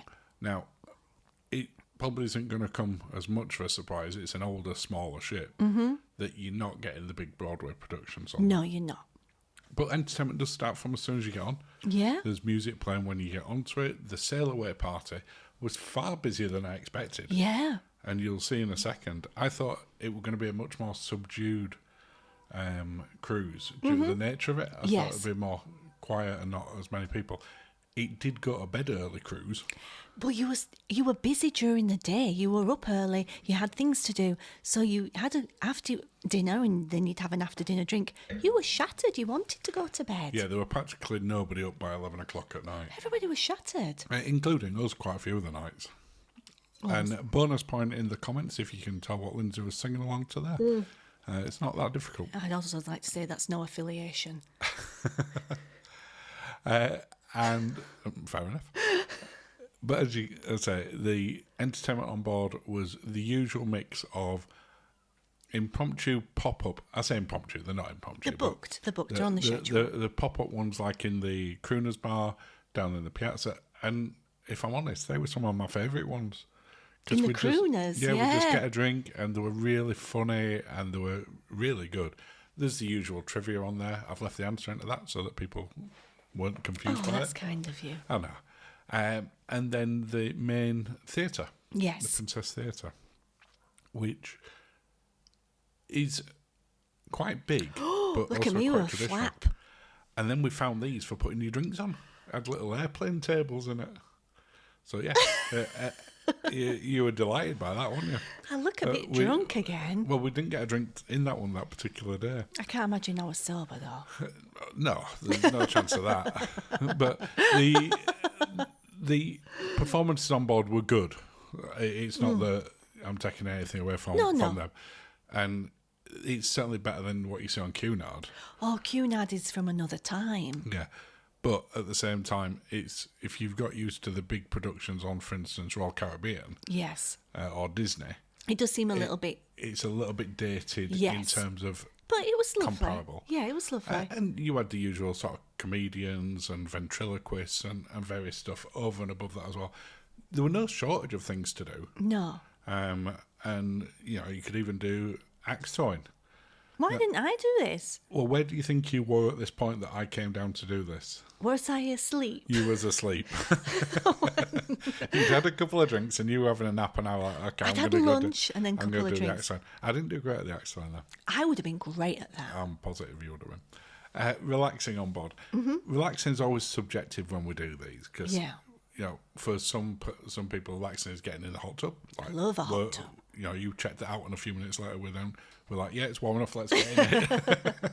So, it's different for everyone. For other people, it might be doing, laying down like I was there with my shoes off and looking up at the world. I think I had another margarita here, didn't I? There's a strong probability of that. Going for a swim, going down into the spa, having a massage. It could be going up on the sport deck and doing the mini golf, or as is the case on every cruise ship these days, pickleball tournaments. There's no shortage of things to do. For us, we just like finding a hot tub or going on the balcony, having a drink, and watching the world go by. Yes. For us, that's what we wanted out of an Alaska cruise. Yes. Do you feel that we got that? Because that's what we said we wanted before we went. Yes. It is a very, very easy cruise to relax on. I suspect that would be the case no matter what ship you went to Alaska. Well, it's because when you're in the port, you're busy. You're very busy. So you're looking at things, you're experiencing things, you're seeing things, you're doing things. So when you get back on, you just want to chill. Yeah. And there wasn't a huge amount of sort of major activities going on. No, but you were too busy. But from a relaxing point of view, for us, we didn't want that. There was a library you could go sit and read a book. We went and played chess a few times. We played chess a few times. But for us, we love a game of chess, though. Just chilling, watching the space, having a walk round, and we've given it 10 out of 10. Because if you can't relax on a cruise ship in Alaska, you're probably never going to relax, are you? So it's sort of where we are from that perspective. Next up, back end of the cruise, disembarking. Oh. It's always the sad bit of it. It was pretty efficient. We had a little bit of a delay. We had about an hour from when we had breakfast to when we could get off. They were a little bit behind because of customs when we got off. That old chestnut. And then when we actually got off the ship, it took about 40 minutes to get through the massive queue at customs once we got the bags. Yeah. That wasn't Princess's fault in any way. No, not at all. It would have been exactly the same for whoever went in. But from our point of view, we give it 8 out of 10. Yeah. Nothing majorly wrong with it. And it let us get on the ship and sort of get off the ship, get to the airport and make it our way home. Value for money. Okay. Now, there's no beating around the bush on this. Going to Alaska is not cheap. No. Especially if you're coming from the Europe side of the world. And you've got that big or flight. Australia, because there were a lot there from Australia. You got a huge chunk of airfare on there. The cruises are, compared to, for instance, the Med, probably about double the price. Yes. On a per passenger per night basis. But for a lot of people, it's a bucket list cruise. It's a bucket list cruise, but I didn't realise it was a bucket list cruise until I'd been on the cruise. Because, as you know, you wanted to do this. I was like, eh. But I found it very emotional and very insightful. Well, what was your specific reference to Wales when I said we're better to see Wales? Meh, whales. Met whales. But I loved the whales when I saw them. You did love it? Because I was an emotional, like, creature all the time. Now, the other thing to take into account when you're looking at value for it is Princess compared to the other options, and there's lots of ships up there, Celebrity, Cunard, Carnival, and so on and so on and so on. Mm-hmm. Is actually a pretty good value for money. You know what it is? You know, even though it's pricey. We've given it 8 out of 10, but a cruise to Alaska is going to set you back £4,000, $6,000 for a week. Each? No, for 2 people. You know, but it's, you know, what it is. But, you know, from our perspective, we did feel it was good value for money. Will we ever forget this cruise? No. No, and we've given it 9 out of 10 because it was just an absolutely awesome experience. And like you said, we will never forget it. There's cruises that we've done that we remember bits of, but don't stick there. I will remember this for the rest of my life. And that's a great way to end it, Linz. Oh, thank you, darling. You say that. Cheers, darling. Cheers, Linz. Thank you for watching and have a lovely day.